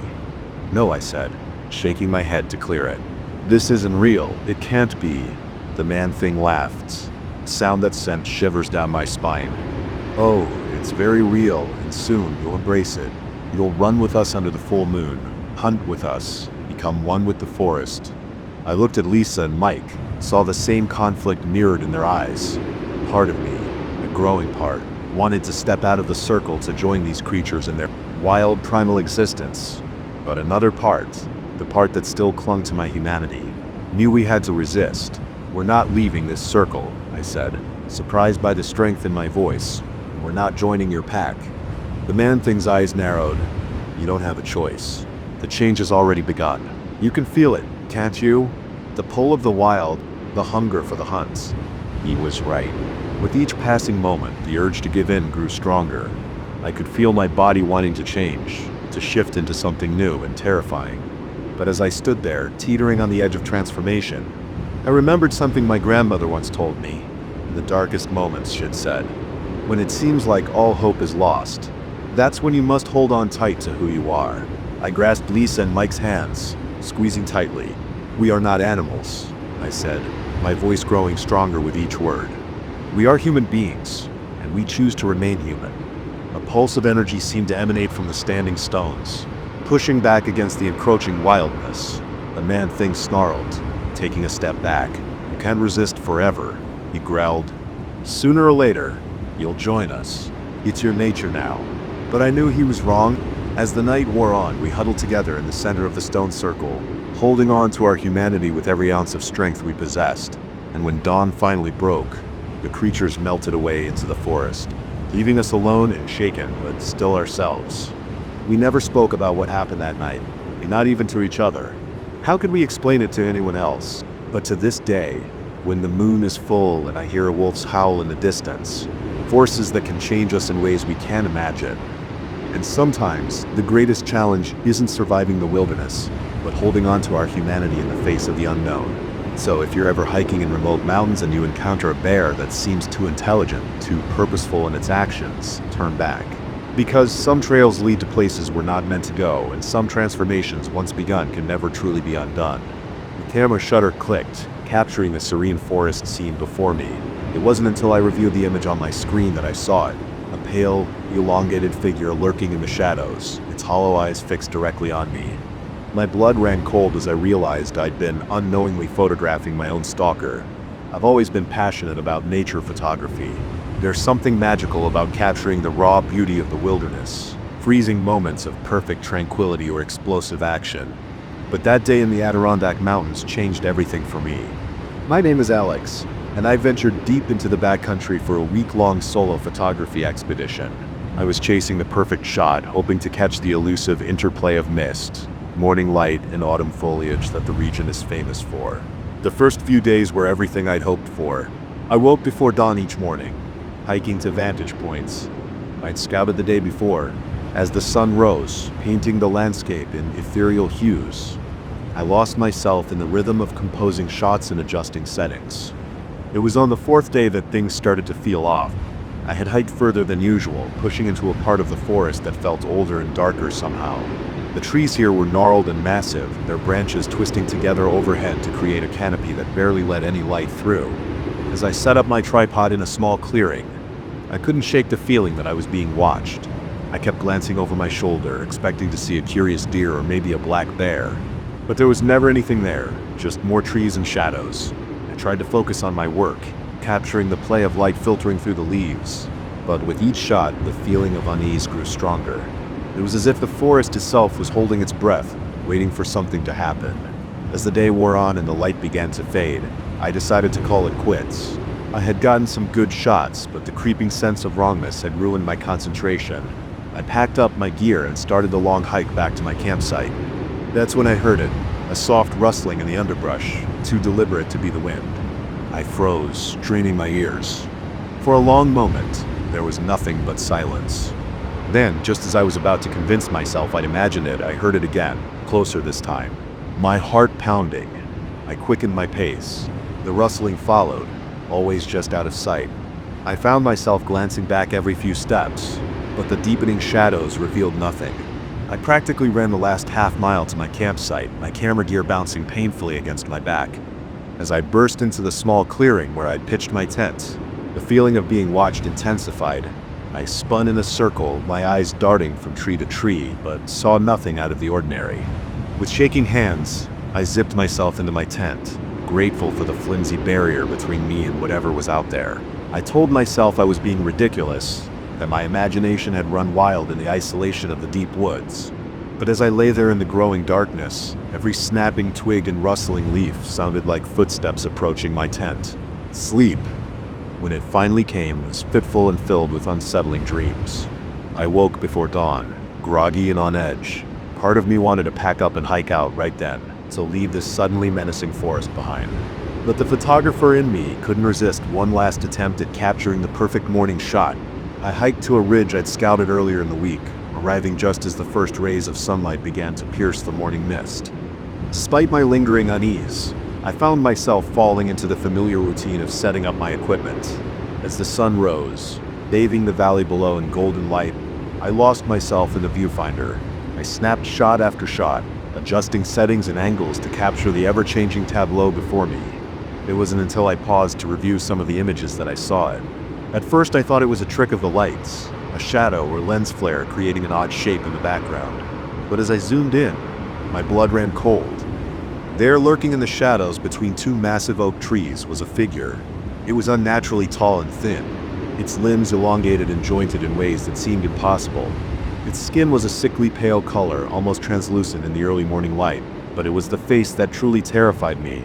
Featureless, devoid of eyes or too deep, black hollows stared directly at the camera, directly at me. I dropped my camera, the expensive equipment clattering against the rocky ground. My eyes darted to the spot where I'd seen the creature, but there was nothing there, just trees and mist and early morning shadows. With trembling hands, I picked up my camera and flipped through the images I'd taken. The figure was in every shot, always half hidden, always watching. In each successive photo, it was closer, as if it had been slowly creeping up on me while I was distracted by my work. Panic overtook me. I abandoned my tripod and half of my gear, shoving my camera into my backpack and running blindly down the trail. Branches whipped at my face. Roots threatened to trip me, but terror drove me on. I don't know how long I ran. Time seemed to lose all meaning in the green tunnel of the forest, but eventually, my lungs burning and legs shaking, I burst out onto a dirt road. A battered pickup truck was approaching, and I waved my arms frantically.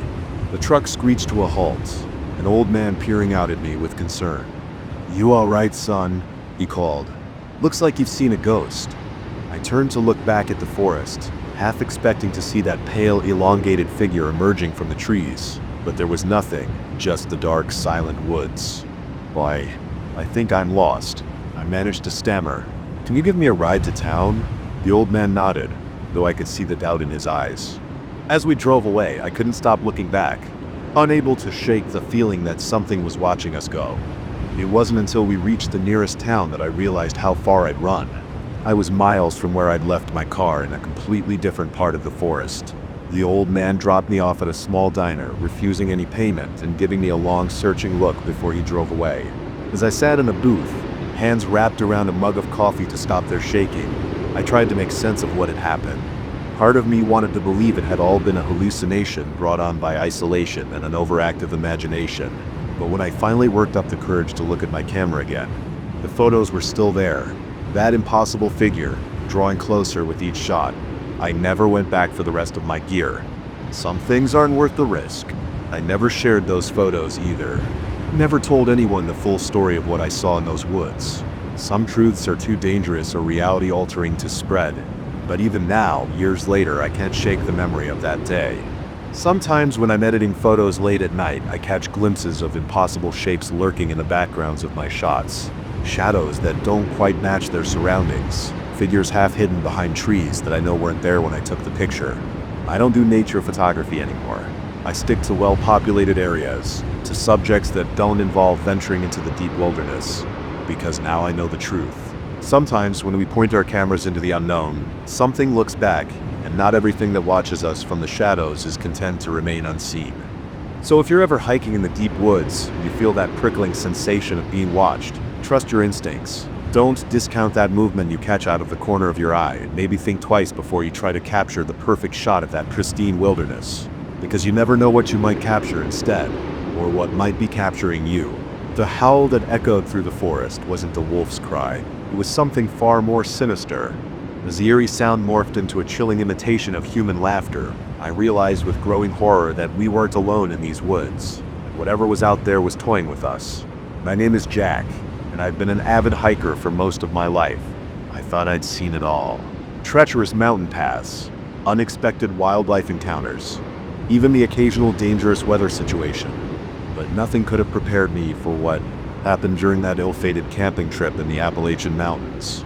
It was supposed to be a fun weekend getaway with my two best friends, Sarah and Mike. We'd been planning this trip for months, eager to escape the chaos of city life and reconnect with nature. As we set off down the trail that Friday afternoon, our backpacks loaded with supplies and our spirits high, I never could have imagined the nightmare that awaited us. The first day of our hike was picture perfect. The weather was mild, the autumn foliage was stunning, and we made good time on the trail. We set up camp in a small clearing as the sun began to set, gathering around crackling campfire to roast marshmallows and share stories. It wasn't until well after midnight that things started to feel. I woke up suddenly, unsure of what had disturbed my sleep.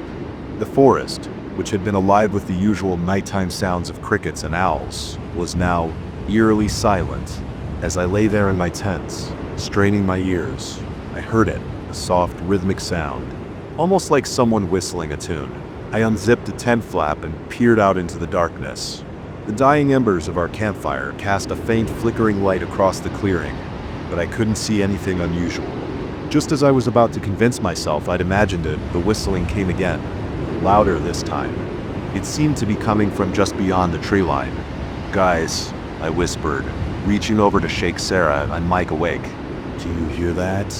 They stirred groggily, but as soon as they were fully awake, their expressions mirrored my own unease. The whistling had stopped, replaced by what sounded like soft laughter. "What is that?" Sarah whispered, her eyes wide with fear. Before I could respond, a new sound cut through the night, a long, mournful howl that started low and rose to a hair-raising pitch. It was almost, but not quite, like a wolf's cry. There was something off about it, something that sent chills down my spine. "That's no wolf," Mike said, his voice shaking slightly. "It sounds almost human." As if in response to his words, the howl morphed into laughter again, a high, cackling sound that was a grotesque parody of human mirth. It seemed to come from all around us, as if we were surrounded. We huddled together in the tent, too terrified to go outside, but too alert to even think about sleeping. As the night wore on, the sounds continued, an unsettling mix of animal noises and human-like vocalizations. Sometimes it sounded like whispers just outside our tents. Other times it was like someone or something was mimicking our own voices, calling out to each other using our names. When dawn finally broke, we wasted no time in breaking camp. The forest was quiet now, the morning bird song almost jarringly normal after the terrors of the night. But as we hurriedly packed up our gear, I couldn't shake the feeling that we were being watched. We set off down the trail at a brisk pace, eager to put as much distance between us and our campsite as possible. But it soon became clear that our ordeal was far from over. As we hiked, the strange noises followed us. They always seemed to come from just out of sight, a rustle in the underbrush, a snapping twig, that same eerie laughter echoing through the trees. Occasionally we catch glimpses of movement in our peripheral vision. But whenever we turned to look, there was nothing there. "What's happening?" Sarah asked, her voice tight with fear. "What's out there?" I shook my head, at a loss for words. Nothing in my years of outdoor experience had prepared me for this. Whatever was stalking us through these woods defied logical explanation. As the day wore on, the encounters grew bolder. At one point, as we paused to consult our map, a rock came sailing out of the forest, landing with a thud just feet from where we stood. When we whirled to face the direction it had come from, we saw nothing but trees and shadows. The sun was starting to set when we reached a fork in the trail. According to our map, the left path led to a ranger station about 5 miles away. The right fork continued deeper into the wilderness. "We should take the left path," I said, trying to keep my voice steady. If we push hard, we can make it to the ranger station before full dark. But as we started down the left-hand trail, an overwhelming sense of wrongness washed over me. The air seemed to thicken, and the shadows between the trees grew deeper, more menacing. That's when we heard it, a perfect imitation of my own voice, coming from the right-hand path. "This way, guys," it called. "The ranger station is this way." Sarah grabbed my arm, her nails digging into my skin. "Jack," she whispered. "That wasn't you, was it?" I shook my head, unable to speak. The thing using my voice called out again, this time mimicking Sarah's high-pitched tones. "Hurry up, we're almost there." Mike took a hesitant step towards the right-hand path. "Maybe we read the map wrong," he said uncertainly. "It sounds like we should go this way." "No," I shouted, snapping out of my shock. "That's not us. Whatever's out there, it's trying to lure us off the trail." As if angered by my outburst, a chorus of howls erupted from the forest around us. They were closer now, much closer, and I could hear the unmistakable sound of something large moving through the underbrush. "Run!" I yelled, grabbing Sarah and Mike's hands and pulling them down the left-hand path. We ran as we'd never run before, blind panic giving us speed we didn't know we possessed. The sounds of pursuit were all around us, crashing through the trees, that terrible laughter, and always the sound of our own voices calling out to us, pleading with us to stop, to turn back, to join them. Just when I thought my lungs would burst, we burst out of the tree line and into a large clearing. The ranger station stood before us, its windows glowing with warm electric light. We sprinted across the open ground, not daring to look back. As we reached the steps of the station, I risked a glance over my shoulder. What I saw nearly stopped my heart. Figures stood at the edge of the forest, tall, spindly shapes that were almost but not quite human. Their bodies seemed to shift and waver as if they weren't fully solid, but it was their faces that would haunt my nightmares for years to come. Blank, featureless expanses broken only by wide, grinning mouths filled with needle-sharp teeth. We crashed through the door of the ranger station, babbling our story to the startled park rangers inside. They were skeptical at first, but something in our wild-eyed terror must have convinced them. They radioed for backup and kept us safely inside until morning. In the light of day, a search of the area revealed nothing unusual. No strange tracks, no evidence of the creatures we'd seen. The rangers chalk it up to an elaborate prank by locals, or maybe a case of mutual hysteria brought on by exhaustion in the isolation of the deep woods. But I know what we experienced was real. Sometimes on quiet nights, when the wind whispers through the trees, I swear I can still hear that eerie laughter, those mocking imitations of human voices. And I know that somewhere out there in the darkest parts of the forest, something is waiting, watching, hungry for unwary travelers to stumble into its domain. I still hike and love the outdoors, but I never go into the deep woods alone anymore. If I ever hear something calling my name from the shadows between the trees, I know better than to answer, because some things that dwell in the wilderness are best left undisturbed, and some voices are best left unanswered.